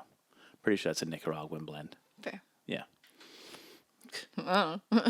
So yeah, because Davidoff owns Camacho, Avo, and Cusano.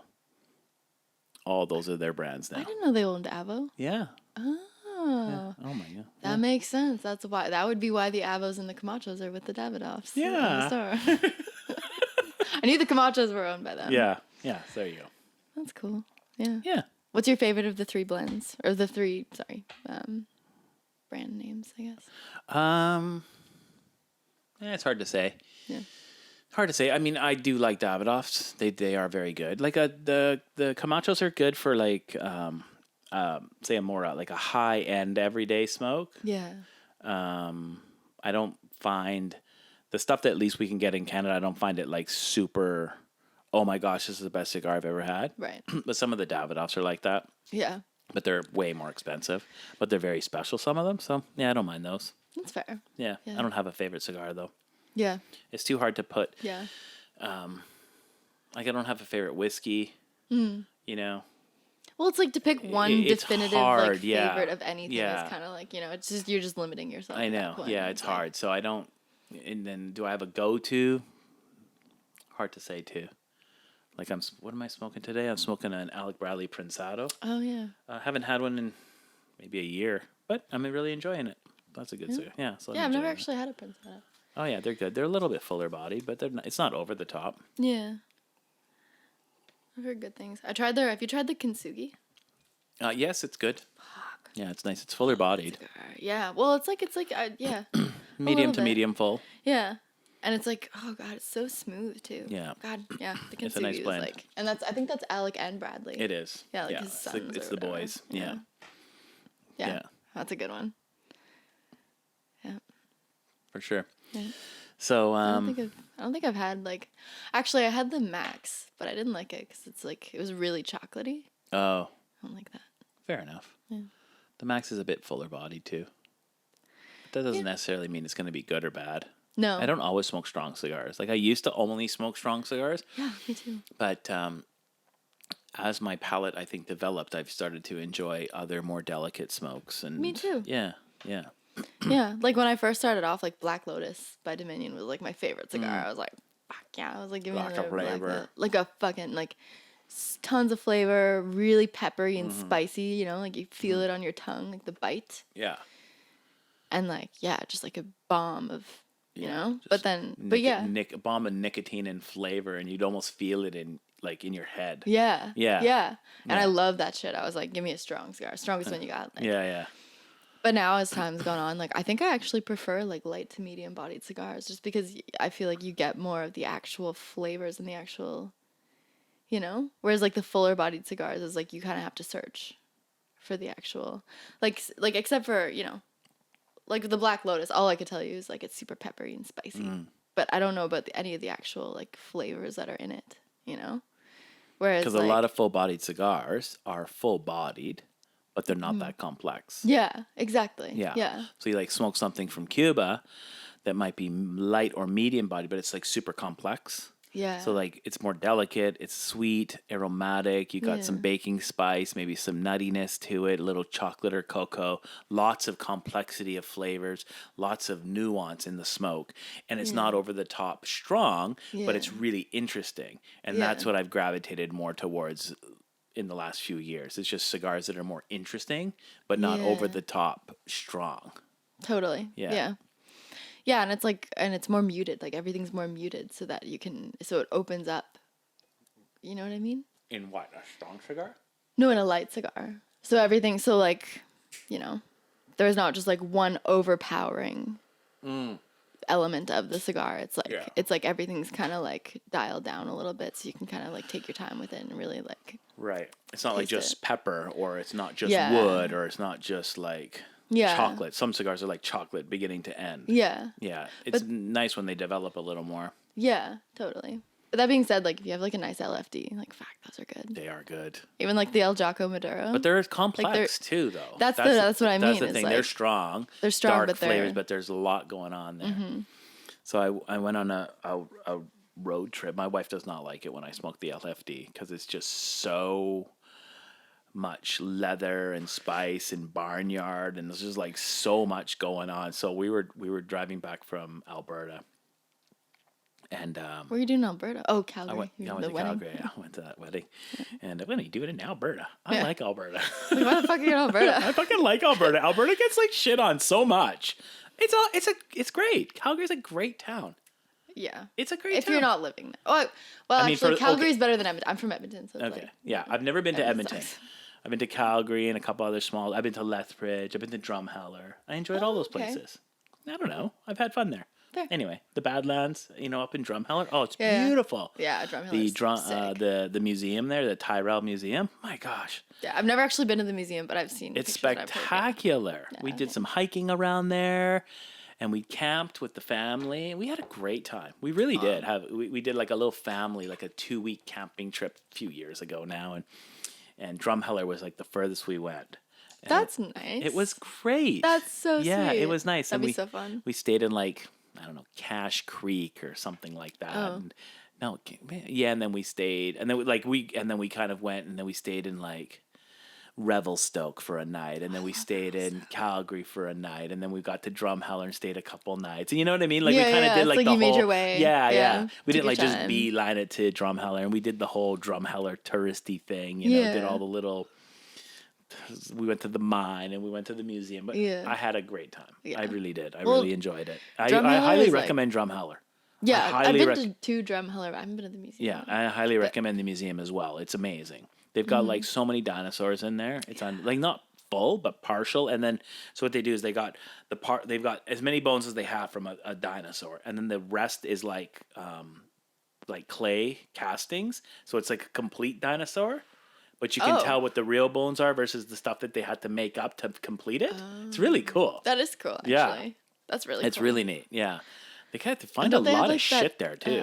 Don't they have that big dinosaur that you can like? There's like stairs inside of it. Oh yeah, and it's like the size of an actual T-Rex or whatever. And you like go up inside. That's fucking. I've got cool. a picture of that. I want to go to that. That's why I want to go to the museum. Yeah, they've got that. Fuck the real bones. I can't remember. Is that right at the museum? I can't remember, but anyway. Oh, maybe. I don't know. It's somewhere there. It's somewhere in Drumheller, but yeah, it's good. Yeah, I like it. So anyway, I've always had a good time in Alberta. That's fair. And like, yeah, ever since I've moved away from Alberta, I've realized that there's a lot of things that I took for granted there, like thunderstorms. Yes. You do not get thunderstorms here, but the thunderstorms are fucking intense. Like I remember this one summer, there was a thunderstorm every day at 6:00 for like 3 weeks. Oh gosh. Oh, it was awesome. And because you can see so far there, you can see all the way to the foothills. Yeah. You can see the lightning just spanning the sky. It's awesome. Yeah, and you come outside and everyone's on their deck watching the thunderstorm. Yeah. You know, everyone's outside watching. And it's just like so cool. Yeah. So nice. We haven't had lightning in Victoria in years. Well, there was lightning. I remember the first year that I lived here, which was like 3 years ago. Yeah, 3 years ago. We had a good storm that lasted a while. Yeah, and I saw a few strokes of lightning. Yeah. And I remember it was like the talk of the town. I remember being like, there'll be better ones. Like, I haven't seen one since. No. So I'm like, fuck. I know. I didn't realize how much of an anomaly it was at the time. Yeah. Yeah. But it's cool. And there's also up in Alberta, the Northern Lights. Yes, in in Edmonton, yeah. I've seen the Northern Lights once in Victoria. In Victoria? Yeah. No way. One time, yeah. Years ago. It's probably 25, 30 years ago. That's cool. Yeah. Well, what it is apparently is like some kind of gas being... Isn't it positively charged ions or something coming from solar flares or something like that? No, it's not from... Well, maybe it's from solar. This is what I've heard. I don't know for sure. Yeah. But what I've heard is that it's like some kind of gas being released from the ground. And that is what... Yeah, it's like some kind of like positively or negatively charged ions or something in the sky that like... And it's like the friction is what causes the light of like the... Okay. You probably know. Like that. Well, it's something like that. I'm not like, I'm not entirely... That's what I've heard though. And... That's cool. I think it also has to do with temperature. I don't really know. But so they cool. I think it's called bioluminescent. Have you ever seen the bioluminescent algae in the water? Mm-hmm. Have you seen that? So cool. Yeah, we went swimming. We went dock jumping in the ocean when that was happening. It was amazing. That's so cool. Yeah, that's like the Northern Lights. Like my you don't version. get that shit in Edmonton. That's for sure. Yeah. It's awesome. That is really neat. So cool. Yeah. Yeah, it's really neat. Yeah, the only time I ever saw it, I was on Salt Spring, and like this person that I worked with, they brought their dog with us. We were just walking around to the beach, and their dog, this little pug, was like swimming in the water, and behind it you could see like a trail, like a fairy dust. Yeah, like fairy dust. Yeah, and I was like, oh my god! But we were like in a rush. We left. So yeah. But that'd be crazy if you were on like mushrooms or something and you saw that shit. Or like goggles. You had goggles, even just fucking sober. Wear goggles and go underwater. Oh, you just jump underwater and the whole when you open your eyes and there's like just twinkling lights, just like all the bubbles.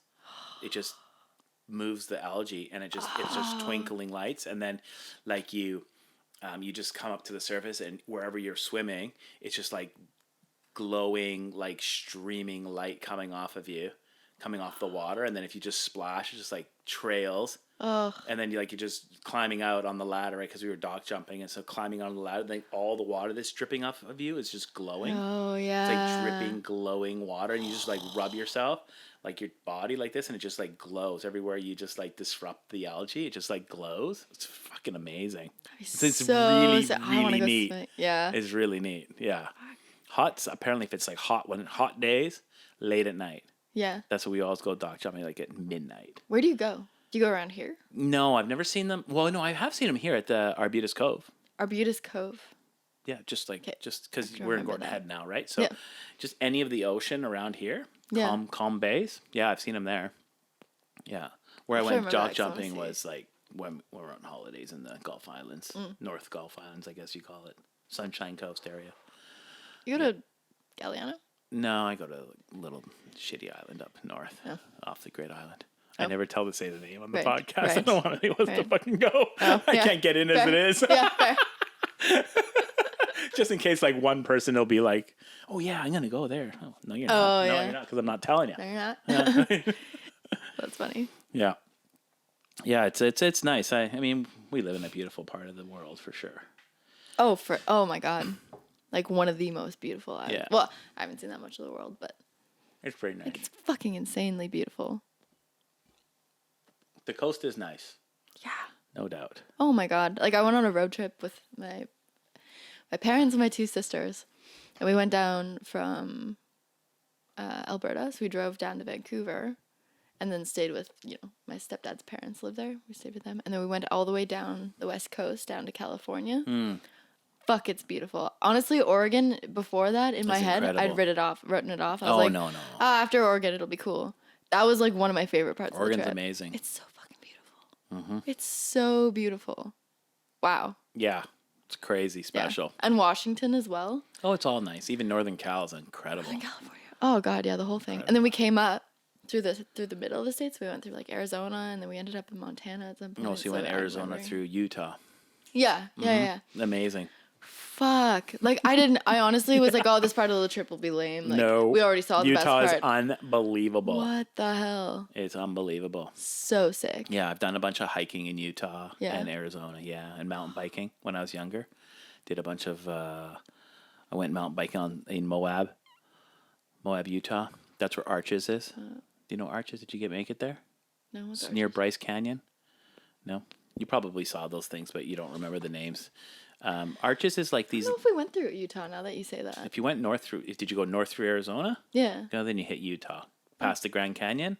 Yeah. You have to go through Utah basically, unless you went into Nevada, because you can. I think we actually. you can we go- did. We went to Nevada. Oh, okay, yeah. So you can go to the Grand Canyon, then hang a left to Nevada. Right. That's what we Yeah. did. So it's even more spectacular if you go into Utah. Yeah. Hey. It's unbelievable. Yeah, Arches is like. I don't know what they are exactly, like rock formations, and then basically like the bottoms of the rock formations have fallen out or gotten eroded away somehow. So now you've got these big like spans that are made out of rock. They're like natural bridges, and you can. It's really incredible. What? Yeah, That's cool. They're incredible. That's really cool. Yeah, and then Moab is where Arches is, and that's when I was a kid. I went mountain biking in Moab because they had the slick rock trails. That was huge when I was younger. Slick rock. What's a slick rock trail? Slick rock is like rock that's totally smooth, Oh. but it's like slate it's kind of thing? undulating. It's not like slate. It's not quite that smooth, but it's like undulating. Looks like sandstone, I guess. Oh. It's like I think it's a sedimentary type rock, and it's been eroded away like by an ocean or a river from I don't know millions of years ago or something. It's all these like really smooth, undulating rocks, and you can ride your bike on them. And you can just cool. go forever and do these loops that they. So like back in the day, I'm sure it's still the same. The mountain biking community would like lay out a trail just by putting like painted footprints on the ground. So you just ride along the painted line. Wow. And it's really neat. That's really cool. Yeah, it's really neat. That's really cool. Yeah, it was great. I really enjoyed that. There's a lot of beautiful country out there. Yeah. Hey? Well, even Canada, like the States, I find like from what I've seen, which isn't that much, but it's got such a diverse, like so Very diverse. diverse, You got yeah. everything there.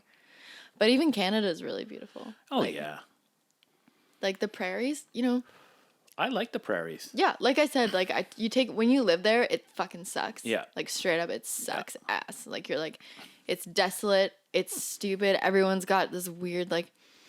Weird cross-eyed look in their eyes. Yeah. Yeah. Here's when I Everyone went. always like, yeehaw, like, no. It's not really like that. No, I know.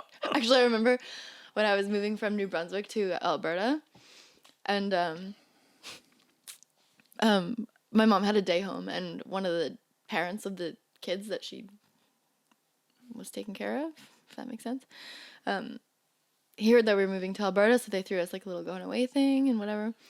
We were there, and then he gave my sister and I each a cowboy hat, and he's like, if you're moving to Alberta, you're gonna need this. And I cried. Oh. I was like, fuck this. I was like, Oh my I was like, what is this gonna be like? Cried because you had to wear this stupid freaking hat? Because I was like, what's Alberta gonna be like? Oh. I was like, it's just gonna be like cowboys and shit. I was like, fuck this. No. Now I'm like, I wish it was cowboys. That'd be good.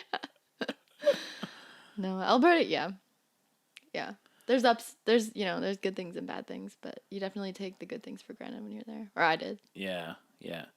Yeah, the prairies is interesting too. So Alberta, like those flatlands, like it's interesting to see land flat as far as the eye can see. Like literally you can see fucking kilometers. Yeah, like forever. Like, it's actually nuts. I know. And but that's the thing is when I lived there, I was always like, oh, it's so boring. You can't see, like, there's nothing to see. Like, it's literally nothing to see.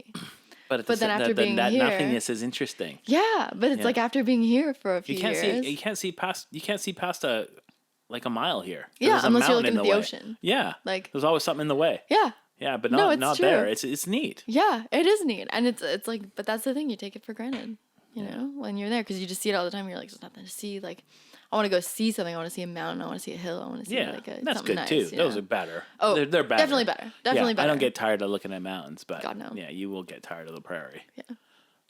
Yeah. But going back, like, it made me like reflect. Made me reflect. I was like, wow. You know, what else have I been taking for granted that I haven't realized? When did you know? Yeah, right. When did Like you leave general. Alberta? Was it long ago? Wasn't that long ago, was it? Well, I've lived here for 3 years? In Victoria? Where are we? Victoria. For like 3 years, and then I lived in Salt Spring for like a little under a year. So it's been like almost 4 years. 4 years? Oh, so really not that Not that long. long. Yeah, No, not that long at all. Yeah, so Edmonton is fresh in your mind. Oh, yeah. Yeah. Yeah. And like, yeah, when you asked me like where I spent my most formative years, I would say like Alberta definitely was probably the most formative. Yeah. Now that I think about it. Yeah. Yeah, for sure. Yeah, when I think about where I'm from, I'm like, oh yeah, I'm probably Alberta. Yeah. Cool. Yeah. I know there's a lot of Albertans out here. So many. A lot. I meet more Albertans than I meet others. Like, Yeah. People from anywhere else. I know people don't believe that I'm born in Victoria. Mm-hmm. They don't believe me. I'm like, yeah, actually, there's a few of us. Yeah. There's a few of us left. Like, Yeah. I don't know where everyone else went. I know. I mean, people are having babies in this city, so someone's born here. Yeah. Right? Yeah. No, it's true. Well, finish up That's that crazy. whiskey and I'll give you some tequila. Do you like tequila? I love I do tequila. now. I do now. I'll try it. What is it? Battalion, you said? Yeah, Battalion. All right. It's really good. And then I got some Bullet bourbon too. Ooh. I put a little water in that. Drink a little water. Cleanse your palate. We're going to try Water right here? Yeah, I know. Or do you want me to Yeah. rinse it out? Yeah. I want you to taste the tequila. There you go. Don't worry about the table. Sorry about This is what it's for. There you go. Clean. Well, the whole house probably smells like cigar. I got to figure out a better fan extraction system for the room. Okay, you need like an exhaust fan. Well, I've got one, and it's fine if I'm just here by myself. But if I'm recording, I've had it on before, and you can hear this hum in the background. It's awful. So I want to revamp the fan. It's right in the ceiling, but I think if I take it and somehow put it to the outside, where it's sucking, and then it'll be outside and you won't hear it. I want to do something like that. I need to figure it out because this is stupid. It's way too loud. You'd have to have the same kind of mechanism, but outside, and then like a tube that comes in, but line it with so fabric. there already is a tube that comes in. Right. So I need to just put the fan on. That makes sense. Yeah. Yeah, but it would have to be like put like fabric or something. Yeah, like one of those insulated. Line it. I know what you mean. Yeah, they have those. Oh, that makes sense. Like for venting, yeah, got their insulated vents. I think that's what's in there, so it wouldn't be a problem. Yeah. Battalion. It's good stuff. Nice. I don't really care if the whole house smells like cigar, but I don't want cigar smoke to go into the tenant space. Oh, yeah. That's what I worry about. Shouldn't, because it's totally sealed off from the rest of the house. But you just never fucking know. Yeah. Yeah. What part of the house is rented out?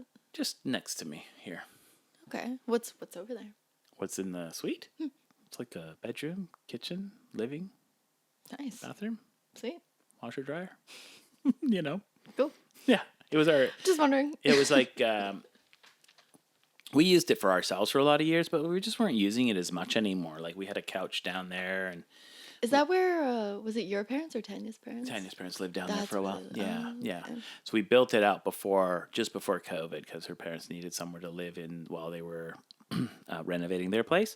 So it was always finished per se. Like, so when we used it, it was just like a finished big rec room with plumbing like there, but no kitchen. So we finished building it out. It's good. Yeah, it's a nice suite. It's That's pretty dope. Yeah. I mean, and we weren't using it anymore. Yeah. We're just using it to store junk that we didn't need. So we just got rid of all this shit and just like give someone a place to live. Yeah. So, yeah. No, that's good. Yeah. That's nice. Yeah, it's better than doing nothing Yeah. with it. Yeah. Yeah. Make a little extra cash too. Yeah. Kind of nice. Pay the bills. Yeah. Pay the water bill. Yeah. That's about all. Yeah. That's all it's good for. Yeah. Wait till you get that pond. Fuck that, ponds. Yeah. Are you going to put like fish or something in it or what? I was going to it was more like for me, I'll put some fish in it. Ooh. By the way, if anyone's building a house, don't put a pond in. Big pain in the ass. Why? Why? Because they leak. Ooh. They attract. I know, it's really good, right? Because they leak. They attract animals.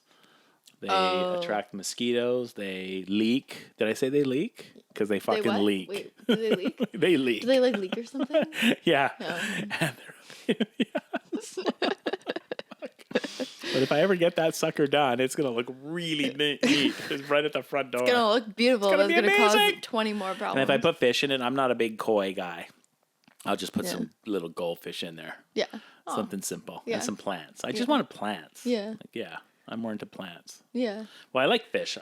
I'd like to get like a saltwater aquarium going one day, but not outside. Well, we all know what happened to the one in the bird liquor store. Yeah. Yeah, nasty. But outside, the raccoons will come and eat them up and make a mess. And so, yeah, that's fair. I don't need to. Well, you know what you should do? Have you ever heard of those? Ever heard of them? Obviously, you've heard of them. There's plants, that can live in just water. They don't need soil or anything. Oh yeah. You should just have like a bouquet of those in the pond and make it like a plant terrarium. Oh yeah, yeah. I got the cool. whole plan for all the water plants and lilies and That'd be sweet. I got the whole thing figured out. Yeah. In my head. All right, let's hear it. As soon as no. I don't know all the names for them, but pitcher plants, Venus flytrap will live here, and then there's like some bulrushes, and then there's water lilies and hyacinths and stuff. So that's all I know, but I do know that these plants will live and do well in my pond. Nice. Yeah, and I'll have a shallow area and a deep area, so there'll be like different types of plants in different areas, because some water lilies live in different depths, from what I understand. Okay. So you can't just put water lilies on in a bowl of water. Like it might be too deep, and the flower won't make it to the surface of the lily pad. So you want to figure out where you're putting them and make it right. Yeah. So anyway. That's cool. Yeah. Is a hyacinth like a water plant? It's like a water plant. It's like a Really? It's a different type of hyacinth. Yeah. There's the ones that you plant. They're a bulb. Yeah. These ones are doesn't smell fucking amazing. I know they do. It smells so really good. Yeah. Yeah. And then the pitcher plants are really interesting. It's pitcher as in a water pitcher, because they come up and it's like a tube that comes up, and it's got like a little cap on it, and then the flies go in and they go in and then they get eaten by the plant. Right. I've seen like videos. Yeah, I have one. Well, I had one. I gave it to my brother, and it's in his pond now. Right. Yeah. Yeah. Since my pond's leaking. Yeah. Yeah. Yeah. Wow. Yeah, that's really cool. I used to have this one plant, and I don't know what it's actually called, but it looked like a fern, like a really small fern. Like each like set of leaves was like this big. But it was like if you touch it, then the leaves kind of like, they look like a fern, right? And then if you Oh touch it, yeah, they go. sensitive plant. Yeah. Yeah. Yeah. So cool. Really neat. Yeah. So cool. Yeah. And I'm like, My grandpa used to have one, and we go and touch all the leaves. Yeah. And then close the whole damn and plant then they close up. up real tight, Yeah. and you come back an hour later, and they're like, Yeah. yeah. Yeah, it's really neat. So it's cool. incredible, isn't it? And it's like, it kind of bridges that gap between like, you know, because plants are obviously living, and there's like scientific proof that they're conscious and like that they experience. Yeah. You know? Well, That's what they say. Well, there's proof though. There is. There's proof. There's proof. I mean, like there you They've have been it. able to measure it. Yeah. I know. That's why I only eat meat. Just fucking. I love meat. Are you on the fucking like keto diet? No, I eat keto though mostly. Really? I'm not on a meat diet, but Right. yeah, keto. Really? Yeah, often. How do you feel? Oh, better. Yeah? Keto's way better. But that's the thing, it depends on your body. Like everyone's different. Like if I was on a keto diet, I'd feel like absolute shit. It takes a while to get used to. Right. Because you're consuming a lot more fat. And Right. I've never, ever been that person. But I'm not really on a really strict keto diet because I eat too many vegetables. Okay. Because you can only eat so many carbs. Like to be really, really strict keto, you have to be like under 20 or 30 or 40 grams depending of carbohydrates a day, depending on what level of keto you're in. Wow. So if you really want to be in like a strict ketosis, you got to be like really low. Like, yeah, to get your body like doing its thing, to burn fat as energy rather than carbs. It's hard. You can't eat many vegetables. I eat way too many vegetables to be true keto, but Well, it's like sue me, you know? Yeah, right. Yeah. But I haven't had a slice of bread or a plate of pasta in probably a year. You were saying that, yeah. Yeah, and I don't eat rice. And you're Italian. I know. God. No pasta in 1 year? Right? Maybe. Shit. Maybe a year. What does your mother think of that? She's okay. Just kidding. Like, yeah, so I try not to eat like the carbs, but like sometimes you go out and it's like there's some rice on your plate or there's some potatoes there. You just eat them and shut up. Yeah. You know, but yeah, I just eat like proteins and vegetables. No bread, no pasta, no rice, no potatoes, no wheat, no sweet potatoes, no corn, no peas because they're too high in sugar. Not even, sugar. Yeah. That makes sense. No carrots. No carrots. Damn. Dark leafy greens, lettuce, salads, cucumbers. I still eat like tomatoes. You know, the good stuff. Yeah. Zucchini. Good for you. Broccoli. That takes discipline. It's hard. It's like sometimes I fall off the wagon, but then I get back on. Yeah. It's okay. Yeah, and it's like, if you know, yeah. Yeah, I think like I had a piece of pizza like a month ago. Yeah. You know. But it's like if you go super strict about anything, you're just going to have a bad time. But then I felt like shit after I ate that pizza. Ugh. Love pizza. Really? Oh yeah, I love pizza. It's fucking delicious. It's my favorite food in the whole wide world. I fucking love So last night we had standard pizza? No, I have Luigi's pizza. Luigi's Pizzeria. It's upstairs. It's a fucking dope pizzeria. Honestly, I bet. It's fucking dope. But standard pizza?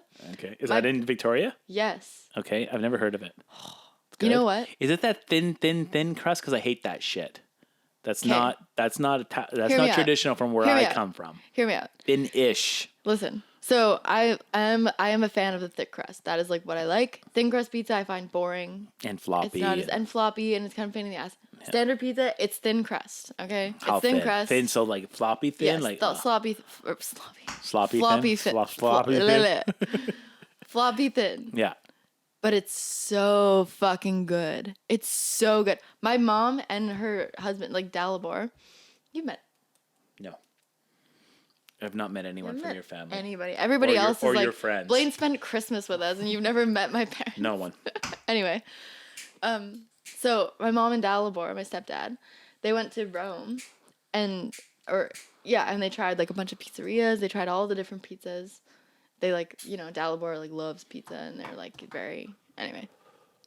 So they tried all these pizzas. Then they came to Victoria and they had standard pizza. They said it was better than anywhere in Rome. Wow.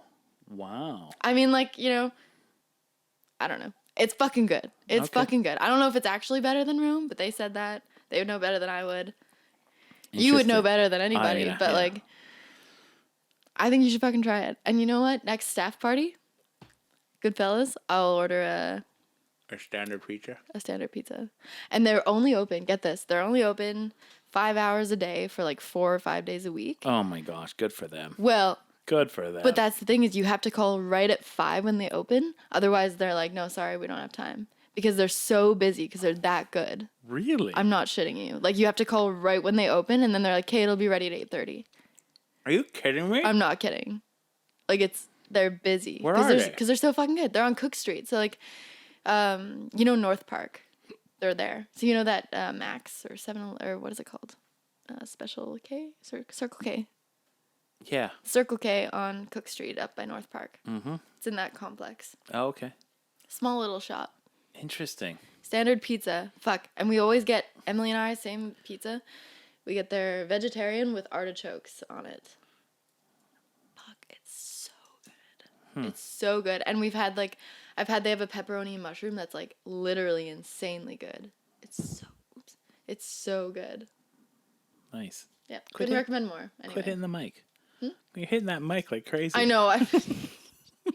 You give me like a couple shots of whiskey and some tequila. Like, what do you expect? I don't expect to be driving you home. That's for sure. I'll get you a ride. Actually, I'm going to jam after this. So. Are you? Where's your jam? It's not really so much of a jam as it is. Hey, knock the ash off of that. It'll work. All right. Get rid of the ash.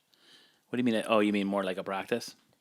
No, it's like Is it out? So my band is recording right now. It's a little out. We're recording music right now. Mm-hmm. And the guy that's recording it, he has like a studio in his house.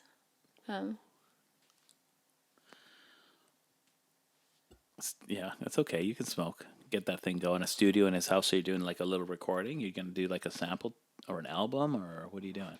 Yeah, we're gonna do like an album / EP / like just release some whatever. music. Just Like something. whatever. Just like for fun. Yeah. But this guy Tavish, he's like super good at recording. He's like going to school for it. He's really good, but he just loves it. Like, I haven't met him yet, but I guess anyway, he's just doing it for the love of it. For the love of it, which is super cool. But anyway, so he's got like a studio, and I guess his dad builds basses. Oh, cool! Because you're a bass player. Yeah, I play bass. So like, and I guess his dad builds basses, and then my drummer's there right now. They're doing drum tracks. Oh. Yeah. So they were like, "Yeah, you should come by." I told them I was doing this podcast, and then they're like, "You should come." Yeah. I was like, "I'm doing a podcast," and they're like, "Well, you should come by after and come try out the basses." So they'll all be like basses. listening to the podcast when I get it up tomorrow. Tomorrow? I hope so. Shit. If everything goes good. All right, what is today? July what? I don't know. Monday. July. Happy Tuesday, everyone. Exactly. Well, it takes I got a better internet connection because the uploads were taking so damn long. It was ridiculous. And then like halfway through, there'd be a problem with the connection. It would drop, and then I'd have to re-upload, and sometimes it'd take me like 4 days to get it up. It was a big pain in the ass. But with the new internet connection, I think if I edit it up tonight and see if I can start uploading tonight, by tomorrow morning, fingers crossed, it will be up. Okay. I'm hoping. Ooh, that's fun. I know. See, I was thinking like, a couple of weeks before you, like, get around to editing it. No. When I record them, I like to try and get them up. Yeah. If I can. That's cool. Sometimes we should talk about like relevant topics. Sometimes you're talking about current events, yeah. But bank robbery. Yeah, it's a tough one. We don't have to go there. Yeah, it's a tough one. Yeah. We'll save that for another day. Yeah. The ex-Japanese prime minister got shot yesterday and killed. Did you hear about that? Yes, I thought that was a few days ago. Well, 2-3 days ago. 2 days ago. Couldn't have been long. It was on the news today. Yeah. No, I know. He got assassinated. Yeah. Yeah. It's insane. And he's not even the current prime minister. Prime minister. Yeah. He's not even current. I know. Yeah. What the hell? So that's what happened in the news 2 days ago.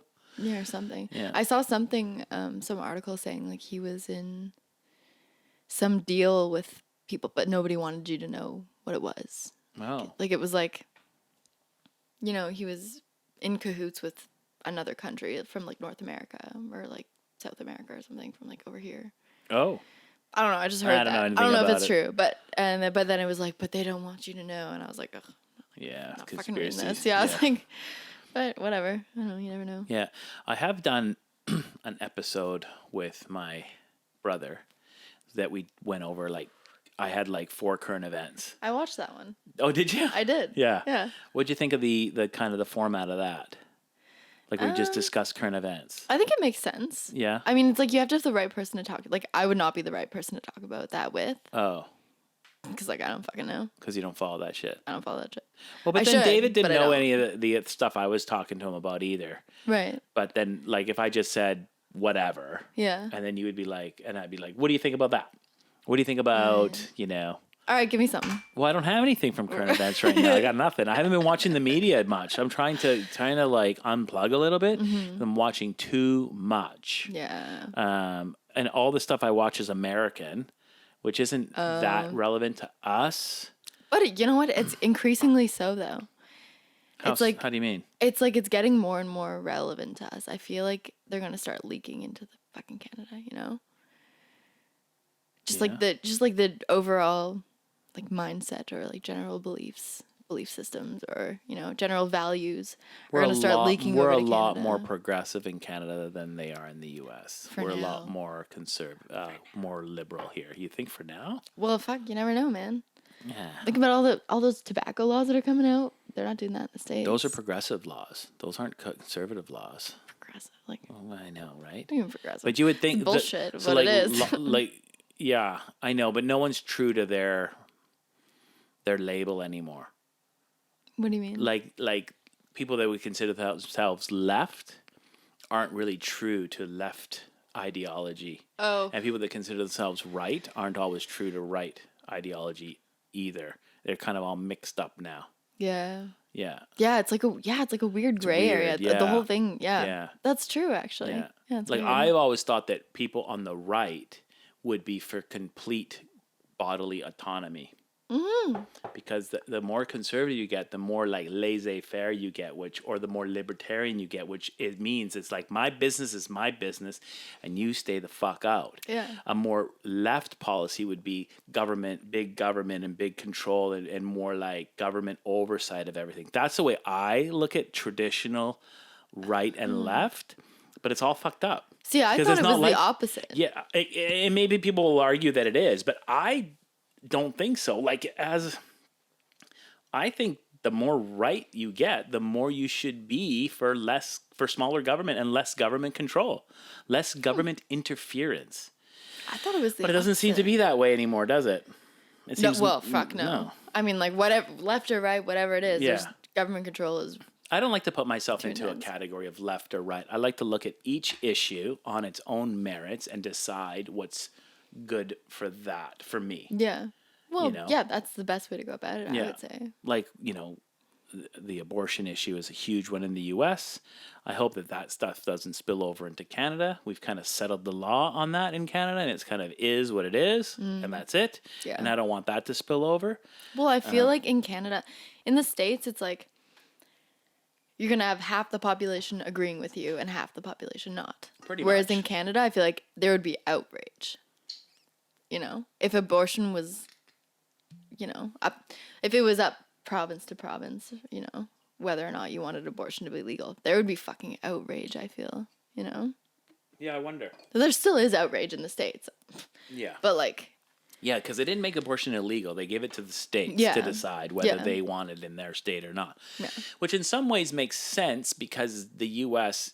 in particular is very regionalized. Like, because it's so big. It's big. It's smaller than Canada, but it's bigger population wise, landmass wise. It's smaller, but that's true. But most of our population lives in a thin band that's right along the border. So that's true. Just because we're bigger landmass wise, it doesn't really count. But anyway, but you're right. Canada, the U.S. is very diverse, very big, and yeah. It's like, you know, it's so hard to gauge and it's so hard to keep up with everything because it's so complex and there's so many little like nooks and crannies of every single little thing going on currently that it's like, and it's emotionally exhausting. It is. Honestly. Social media has done that to us, I think. It's because that's where we're getting a lot so of much info. It's like an overload. Yeah. We need a leader in Canada, whether you like our current leadership or not. We just need a leader in Canada that is not divisive. That's going to bring us together. Yeah. We don't need leaders that'll rip us apart. That's true. I mean, that's the thing is like, though, you think about Europe and like all the countries are so tiny, you know? They're so small. But it seems to, I mean, I don't know, it seems to work fairly well. And it's, you know, I feel like the best way maybe to go about governing a place is to, yeah, like kind of the system we have now where it's like you have a federal government and you have provincial and then you have municipal, where it's like, you know, but there should be more weight to like the municipal government where it's like, because, you know, like they know the needs of the community better than fucking Trudeau. Well, that's like, the most important election that you can vote in. The municipal. Yeah, no, totally. Because those are the people that are actually going to affect your life in a real way. Exactly. Yeah, and that's why I feel like they should have municipal more elections. say. I always vote in municipal elections. Yeah. Because if some people have crazy ideas about what should happen with bike lanes and traffic flow and school zones and, you know, building projects and what kind of buildings are they going to allow in our communities or not allow in our communities. So those are the most important elections to vote in. Whereas federal, it's to me in Canada, what the feds do hardly makes one whip a difference in my life. Yeah. Unless they ban something. Yeah. Well, unless they ban more tobacco. I mean, being in the tobacco industry. Like, oh my gosh, like, we're getting raked over the coals so badly. Fuck, man. Federally, like, provincially, and municipally. Yeah, literally. Yeah, no, like they're real. all after us. They're all after us. Like, I know. Especially in BC. Like the BC provincial government is like. Oh yeah, they're out of control. They're out of control when it comes to taxation on tobacco. Now, a lot of people watching this would say, yeah, well, fuck you. Tobacco's bad for you and it kills. Yeah, we get it. It's risky. Fair. We understand that. But at the same time, it's a legal product available. And a lot of the laws that they're implementing and taxation they're implementing isn't making or helping people quit. It's only helping in the black market and the smuggling. And that's what we see. We see a lot of 100%. Smuggled cigarettes, a lot of smuggled cigars, a lot of tobacco. Just at all tobacco products, basically coming into this country illegally without any tax or duty paid on them. So, and we try to tell people, we're like, you know, like that's not the best way to go. But it's like you can't really blame the consumer, though. You can't blame them. No, because it's like, you know, what else are you gonna do? Yeah. There's like, especially with tobacco-free snus, it's like that is such a great alternative to smoking. So many people have quit smoking. Can I talk about this? Of course. Cool? Yeah. So like so many people have quit smoking by using alternative nicotine delivery systems. Yeah. And it's like you can't get it here. So people are obviously going to order it online and, you know, and it's like that's like why? Why would you make that illegal? Why would I honestly don't understand. It's like Health Canada, you know, with White Fox, everything with White Fox where they're like White Fox is a nicotine pouch, basically. It's a nicotine delivery system that's tobacco-free. When you burn tobacco, like we're doing right now, it produces a lot of carcinogens. When you use a White Fox, which is a brand, it's a tobacco-free snus is what it is. And it's a little pouch, and you put it in your lip like a tobacco, but it has no tobacco in it. So when you don't burn tobacco, you reduce the risk right off the bat. And then when you eliminate the tobacco and just have the nicotine in there, it gives people the nicotine that they're needing without any tobacco exposure whatsoever. Yeah, without the tar, without tar, nicotine, not nicotine. It has nicotine, but without the tar, other carcinogens that are in tobacco. So you would think that. I'm just trying to explain this for the people listening. So, you know what I mean, right? Forgot, yeah. Because people won't know what it is. So you get a nicotine delivery system that doesn't have tobacco, and you would think that the government would be in favor of that as a product to get people off of tobacco onto something else and then possibly off of that. Right. So they're nicotine free. The way the government looks at it, though, is they look at it as a gateway to smoking. They look at it as a product that people are going to use, they're going to pick up. And I'm sure that does happen, but I don't know if that's actually the main snus user isn't a guy or a girl just going, I need nicotine, I'm going to take snus. Yeah.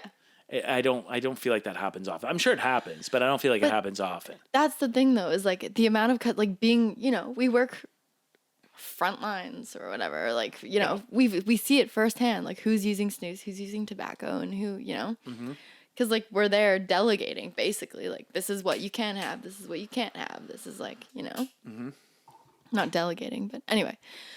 So the amount of people that have come in and they're like, they want to buy snus, and I'm like, sorry, it's illegal in Canada to sell. Like, I tell them about the whole White Fox thing where they're like trying to come into Canada. Tobacco-free snus is illegal currently. That's what I mean. Tobacco-free. Sorry, yes. Yeah. That's what I mean. Yeah. Sorry, yeah. And I tell them that, and they're like, "Oh, well, fuck. I guess I'm just gonna start smoking again." You know? I've heard that lots. I'm like, this is exactly what Health Canada doesn't want is people smoking. Well, doesn't want is people smoking cigarettes. Yeah. So, and you know, and tobacco. They say they don't want it, but I have a feeling that they don't really not want it. They want the fucking taxes. They want the taxes. The big tobacco. There's lobbies. There's lobby groups. I'm sure that people are getting paid. Oh, Gotta for be, sure. because it makes no For sense sure. what they're doing. Oh yeah. No, what they're like. There's some shit. They have vilified vape. Yeah. To the point where it's ridiculous. Yeah. Which vape helped people get off cigarettes. There's no two ways about it. No question. They made it sound like all kids were vaping. It's bullshit. Well, Some kids did. That's the thing. Some kids did. But, you know, a lot of kids were vaping. Yeah, and but would they have been are. smoking? Yeah. Right? They would have been. Right? And, like, and if you had a choice to have someone either use a vape or smoke cigarettes, what would you choose? Vape is less harmful. Vape. It's less harmful. And that's exactly why you would choose it. But you don't want them to start at all. Yeah. Right? So do the job of educating the kids.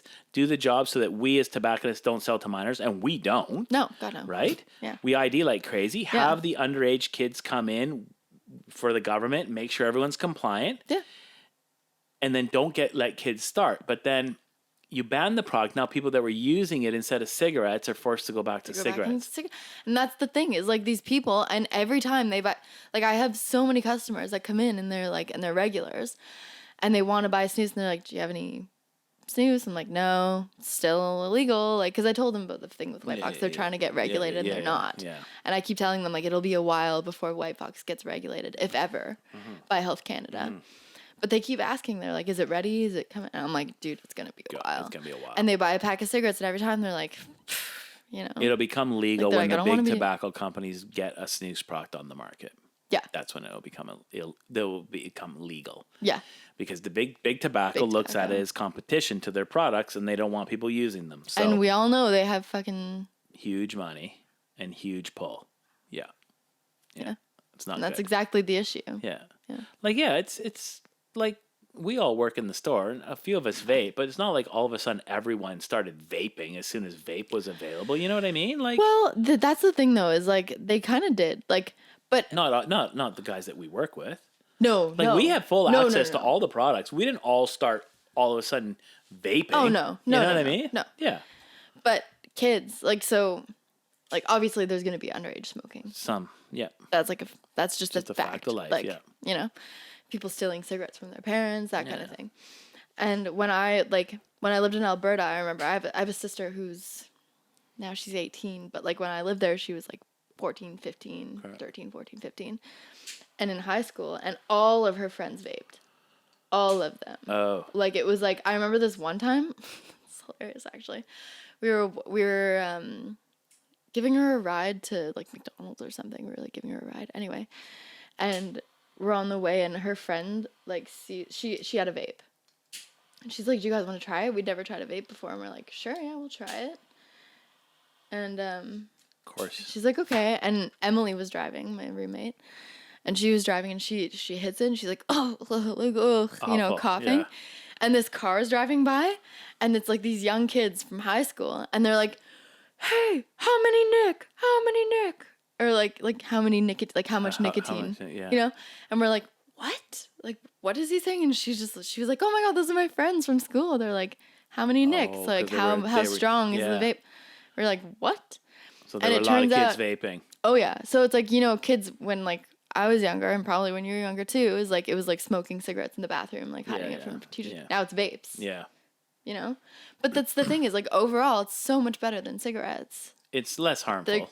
If they're gonna do it, you want them to do the least harmful way. thing possible, and you got to educate them to stop doing it, because yeah. Unless you're going to outlaw nicotine and tobacco completely, which a lot of people would love. Yeah. Then exactly. There's going to be people trying it. Yeah, and it's like kids are gonna smoke it whether or not, and you know, no matter how illegal it is. Too. Yeah. Yeah. Right. Like they could be smoking. That's pot. a whole other topic. Yeah. That's why all drugs should be decriminalized. I truly think that, because then at that point people wouldn't be so scared.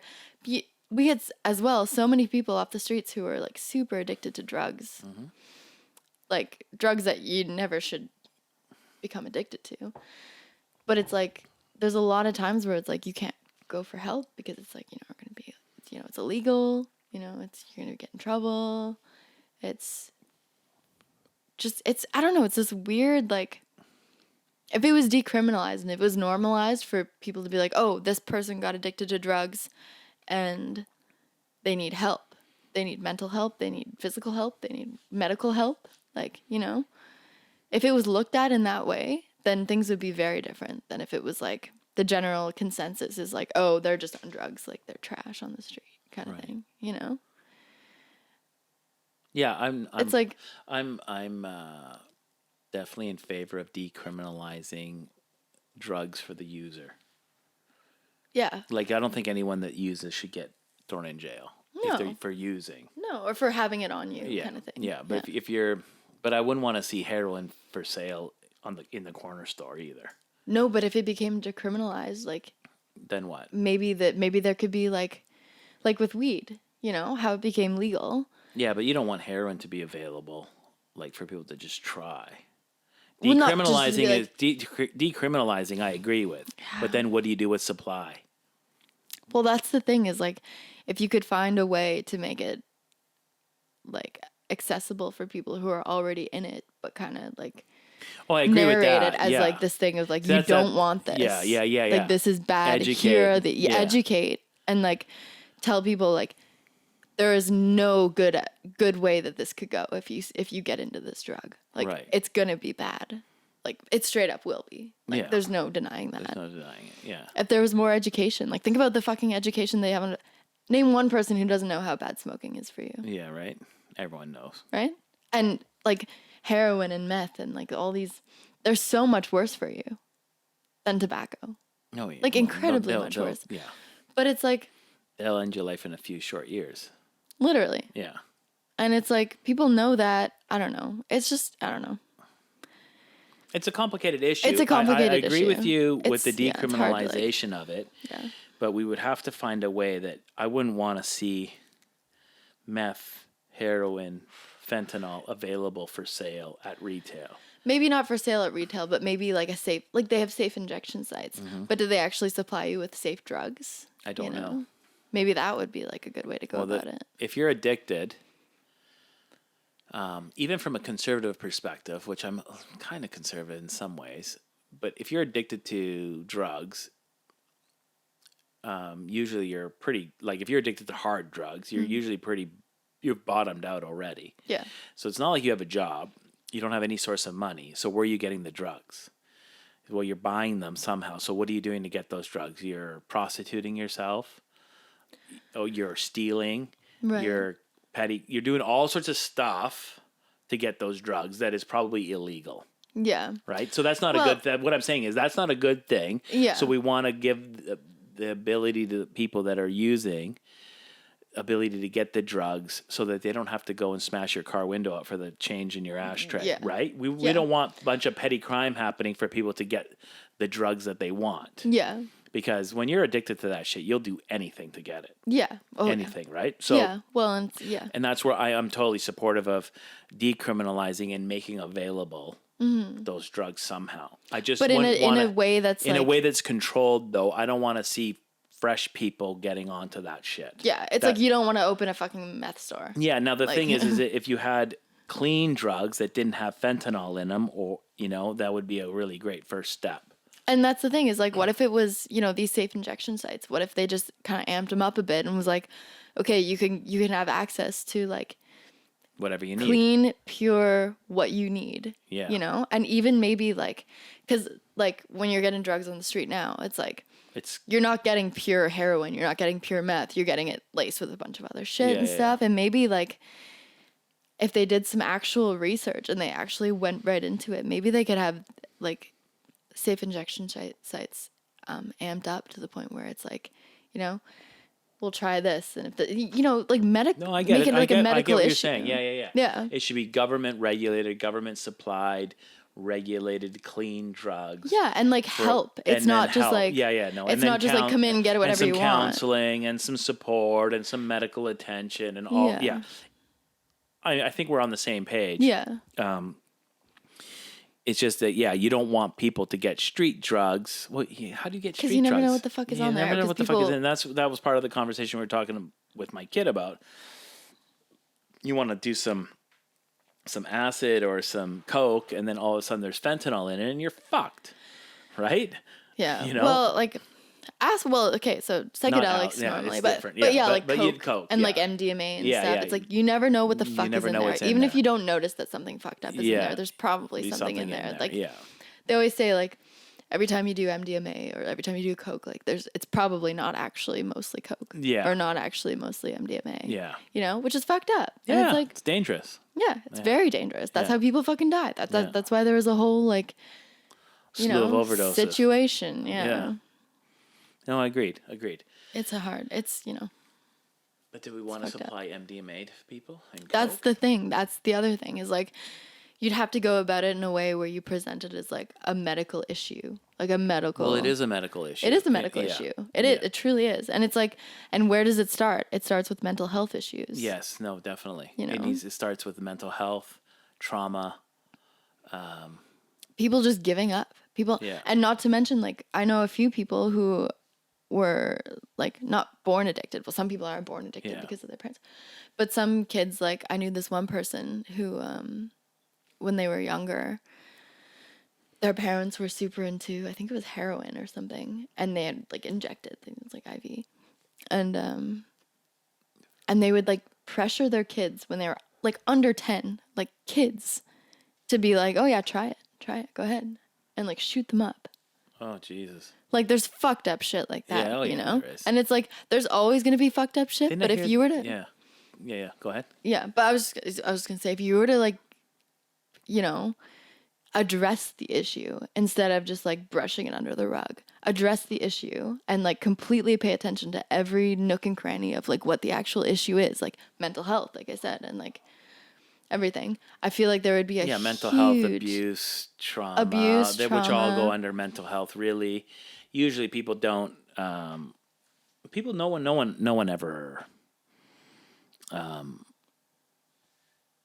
No one ever sets out to become addicted to drugs. Like, no one ever wants that for themselves. Yeah, no one's like, oh, I'm gonna do heroin and I'm gonna get fucked up my entire life. Yeah, they're like, I'm so done with life. I need something. They're like, to numb anything myself. to just make me feel better. Yeah. It's like if they had complete, full access to mental health help in that moment, maybe they would have done that. Yeah. You know? Oh no, there's lots of societal issues that we have that cause people to do the hard drugs. Yeah, and then not to mention, like, the whole, just the general, like, attitude towards it. Like, I remember, like, not long ago, I was like early to work, so I was just chilling outside having a smoke before work, and there was this girl who was outside, and she was, like, talking to herself, and she's, like, kind of yelling and, like, angry and, like, you know, obviously not okay. Like, she was, like, having a hard time, and this guy, like, he was an older man, and he was, like, obviously pretty wealthy and, like, you know, kind of like, and he was watching it, and he kind of was like, everyone that would walk by, he'd be like, oh yeah, I don't know what's wrong with her. Like, oh yeah, well, like, what, isn't she fucked? Like, you know? And it's like, it was like this. That's not helpful. No, it was like this need to, like, separate himself from her. Like, oh, I don't agree. Like, I don't, like, she's fucked. Like, you know? Yeah. And it's like, I just wanted to go over and I should have. I just wanted to go over and say, like, she needs help. I'm like, you're standing here. Everybody who walks by, you're, like, literally talking shit about her to, like, these people or whatever, you know? And it's like, do you not realize that, like, this is just a woman who's, like, truly needs help? Mm-hmm. Like, she's not okay. Yeah. Like, and you just see it as, like, this, like, piece of shit. Yeah, I was like, oh, this piece of trash, like, on the street, you know? He's like, oh, like. Yeah, it's weird. It's weird. It's sad. It's sad. Really sad. It's not fair. Like. Yeah, even as a dickhead like that, you'd rather have those people get help so that they're not on the side of the street jonesing or doing whatever, right? Even if you don't agree with the whole thing, you would still be able to say, get her some help so she's not on the street corner acting like an asshole. At the very least. It's like, if you can't have empathy for them, then at least, like, make something. It's like if it's bottom line is everybody wants this issue solved. Everybody wants these people off the streets, whether it's because you empathize with them and you understand that Yeah, yeah. it comes from a deep-seated issue, or because you're like, oh, they're like annoying or whatever it is. Everybody, the general goal is to get these people off the streets and get them into like Some help. somewhere, Get them some help. Yeah, get them somewhere safe. Yeah. So Yeah, it's like, that's the bottom line. And there's no help for them. There is help for them, but it's hard to get. It's not accessible. It's not good help. It's not accessible. It's not without judgment. It's not. Yeah. Yeah. It's not a full system that's like completely I'm supportive. sure there's a lot of strings attached to the help. Yeah. I don't really know much. Yeah, do I? Yeah. But I know there is help, but it's like, I don't know. Anyway. Yeah. It's like. It's rough. It's rough. Yeah. It's rough. Agreed. It's really, you know, you just feel bad. Beauty. Yeah. Yeah, it's a tough issue. It is. Yeah. And it's like, what do you do? Yeah, what do you do? Like, that's what it comes down to is like, what am I going to do? I guess I could look into it. I don't know. Yeah. Talking about it, making people aware of it. You know, not being judgmental. Those are the things you can start to do without doing anything. True. Right? Like just anyone can do that. Yeah. You know what? You should have people on the podcast who are more like involved with that kind of scene. Yeah. That'd be really interesting. Yeah. Right? Yeah. Be really interesting. I'd like to know what they'd have to say. Like someone that helps helps people that are drug addicted or No, someone who's like actually drug addicted. Yeah. Yeah. Who like, you know, be interesting. It would be interesting to find out what happened and how it went and what support there was for them. Yeah, it would be. Yeah. Because they're always ignored. They're part of our society that's completely ignored, isn't it? Aren't they? Yeah. Well, that's the thing is they're ignored by people who aren't involved in that lifestyle kind of thing. Yeah. Where it's like the customer, like I'm thinking of this one customer that comes in who's like, I've watched him go downhill, you know, and it's fucking sad. Yeah, he has mental health issues. I know who you mean. He has mental health issues, and I don't know. I don't know what it is with him. I don't know if he's drug addicted or if he's just mentally unstable or if he needs meds or if he needs some support. I don't know. I think it's but both. It's something. Someone needs to help him. It's all one issue, you know. It's like he obviously started off with. He's told me a little bit about his past, and like it was fucked up, straight up. Like it was really fucked up. And then him and his sister got into the scenes. Like the only people that would support him are people who were trying to hook them on drugs. Yeah, you know. Yeah. Where it's like the only support system you have is these people who are like, buy more drugs, you know, buy these drugs, and we'll take you in as our own kind of thing. Yeah. Because they want to make money because they've already been, you know, brought into the system. Like it's like a whole thing. Subculture. Yeah. Yeah. Quite pretty literally. sad when your drug dealer's the guy that's supporting you.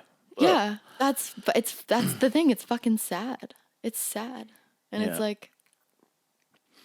Yeah, I think that the do? best thing. Yeah, well, once a person is addicted to those kind of hard drugs, I think it's almost too late. We need to try and figure out a way to keep people off that shit. Give people the support they need, the mental health support they need, whatever, to keep them off the street, housing, whatever the case may be, so that they don't feel so desperate and so hurt and alone that they need to do those kinds of drugs to deal with the trauma in their life. So we got to go right back to the very beginning of people. Yeah. You know? And a lot of it, I think, starts with homelessness. Oh, 100%. That's what I mean. So you got to go back before homelessness. So you got to give people the support, the mental health support, the financial support if they need it, housing if they need it, so that they don't go on the street. As soon as you're on the street, there's a lot of pain on the street, a lot of violence on the street. And then it's a rough place. Rough place, right? And then that's where the drugs start. So you got to catch it before that. Unfortunately, probably for some people like that gentleman that comes into our store, maybe it's too late. Maybe it isn't. I don't know. Maybe it's not too late. But we got to get the support to the people before they shoot up for the first time or do meth or whatever it is for the first time. That's the best spot. Now, a lot of people have already gone there, so we got to figure out how to help them. But I'm thinking that try and get people off before they go to the street, before they turn to crime, prostitution, and then Theft. turn into Yeah. homelessness, and then get them early, get them the support they need early. I don't know what that looks like, and that really it's too much for a city to take care of. Like our city does, we don't have the resources, the manpower, the cash to do that. It needs to be like a federal or provincial. Or a community thing. Yeah, Even just like a but the general community doesn't have turn. enough cash. The community doesn't have enough manpower or cash. I don't think. Maybe they do. Yeah. Maybe they do. I'm not sure.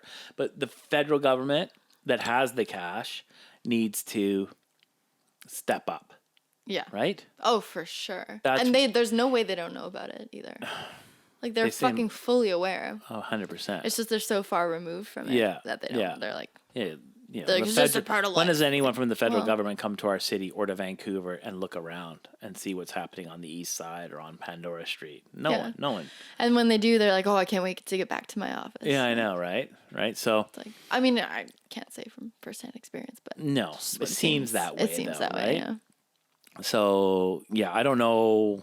There's people smarter than me that can figure it out, but with the amount of money our government has and spends on bullshit, a little bit of that can go towards helping people. And that would be Yeah. a really great first step. Yeah. Keep people off the street. No, for sure. Because once you're on the street, it's not easy to get rough. off the fucking street. Yeah. Yeah. Yeah. It's a hard life. Give people It would be people hard need a life. purpose in their life. If you don't have a purpose, it's not Or just something to work towards. yeah. Like Same thing. It's a yeah. purpose. Yeah, yeah. A Yeah. reason. Yeah. Right? Because if you've got no hope, no job, no friends, no family, and you're on the street, you're fucked. What else are you gonna do? Yeah, what And else are you that's the gonna thing, is do? like you can't blame them. It's like I don't know what it's like to be. No, in you that. can't blame them because you don't know. Yeah, You don't 'cause know I don't know what it's like to feel happened that to way. that I'm individual. They lucky. could have gotten abused. They could have had, some kind of trauma. They could have been Completely neglected. neglected, and off beat on their up, own, mental like- illness. There's all sorts of reasons, right? So many, yeah. I don't know what the reasons are, but there's lots of them. Yeah. You need to give them the help they need before they end up on the street. I don't know what that looks like, Yeah. but something has to happen. I don't need any Yeah. help from the government. Yeah. You don't need help from the No. government. We're good, But right? some people But some really people do. Yeah. So what do you do And with it's not that their fault. 1, 2, 3, 5, 10% of the population that just can't do it on their own? Yeah.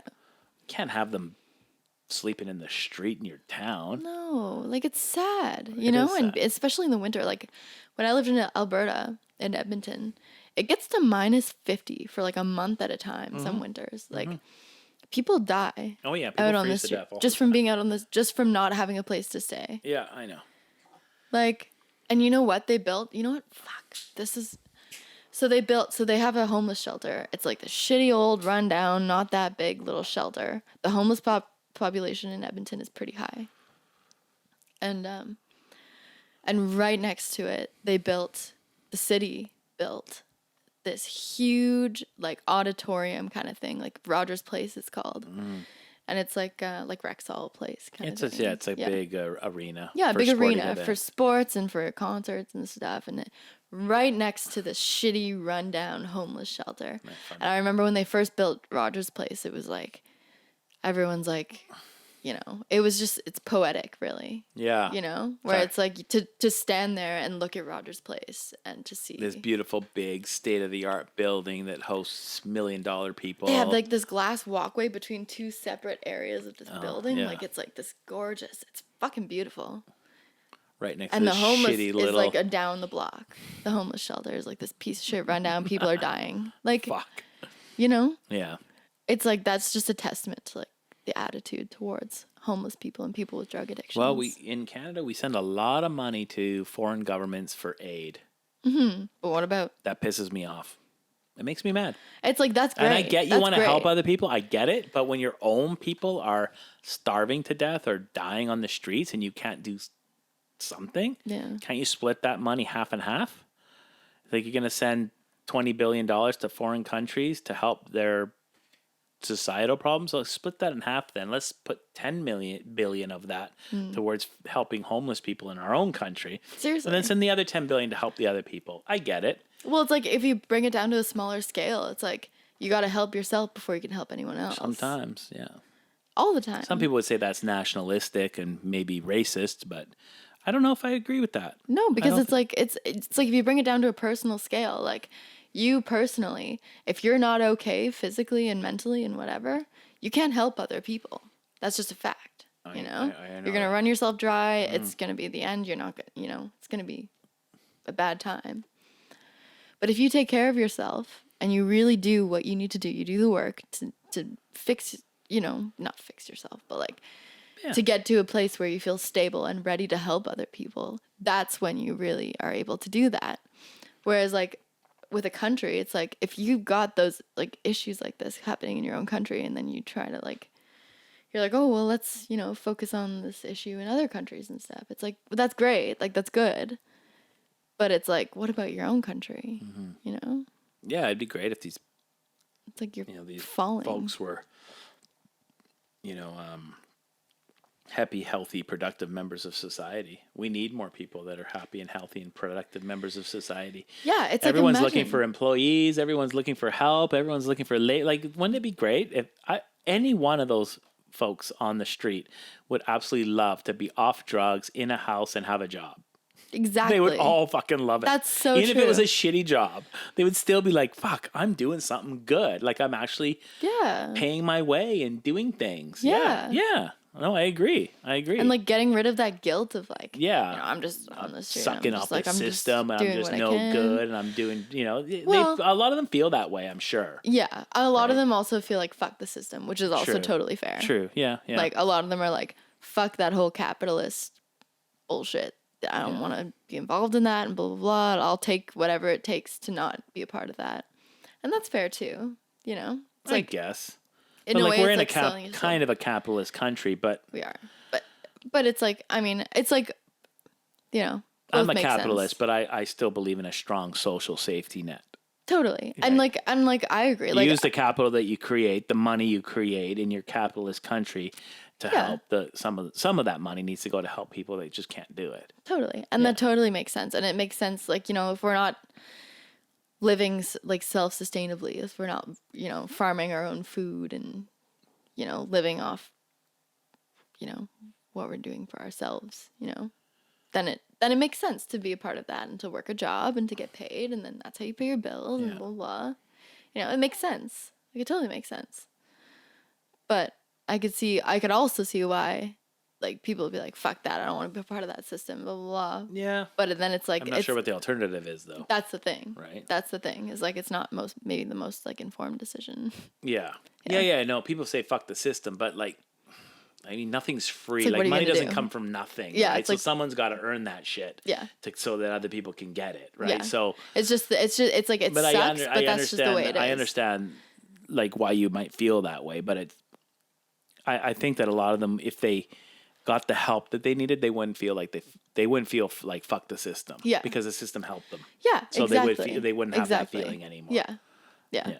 I mean, the system isn't great, but I don't know what we would do to make it better other than what we just talked about, other than giving the people at the bottom some help when they need it. Exactly. And it's like I don't blame them for feeling like fuck the system, because if all you felt your whole life is like the system is fucking me. Yeah. And like that's the reason I'm on the streets, you know, kind of thing, which is kind of true. Like the system is definitely flawed, you know?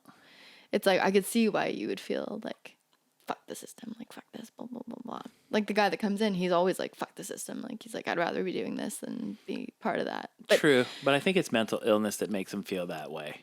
So he just needs some help. Well, and also like, he needs help, but the system's not helping. Yeah. So it's like, no, I agree. That's exactly so he needs some help, and then is. he would probably be okay. Yeah. It's like if the system was actually for everybody. Yeah, it's not. Then it would be fucking beautiful. It's definitely not. It'd be great. Yeah. It's just the flaws in the system and the victims of those flaws are what cause the... Yeah. Well, some of it's... Yeah. I don't know. It's so complex. It's complex. Like, it's complex. And it's like there's so much to it. And, you know...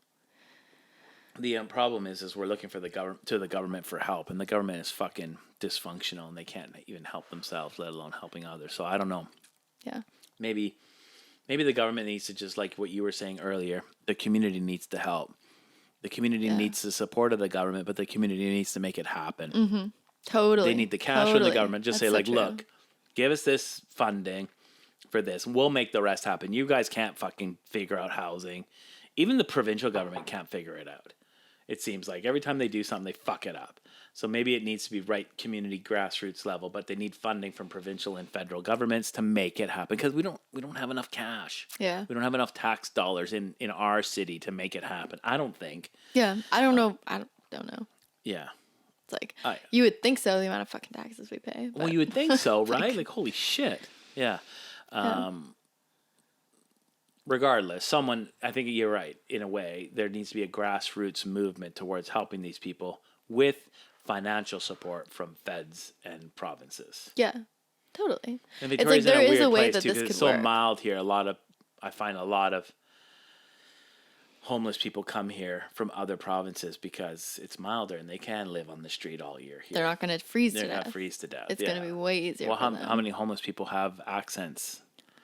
Yeah. From our friends in Quebec, you know, they don't take care of their people. Yeah. And they come out here. Well, but it's not any better for them out here either. Did you hear? There was literally shuttles from Quebec shuttling people, homeless people from there to here, to the southern BC. Oh, I believe it. There was like buses. There was like, I can't remember when it was, but I lived on Salt Spring and I lived with a bunch of people from Quebec and they were telling me about it, how there was like, it was like, oh, if you're homeless, like, why don't you go live on the West Coast? You know, it's warm there. You're not going to freeze to death. You know, there's, you know, Jesus. It's good for you. Like literally there was shuttles. That's what they told me. I don't know. I haven't looked into it. I don't know if it's like 100%.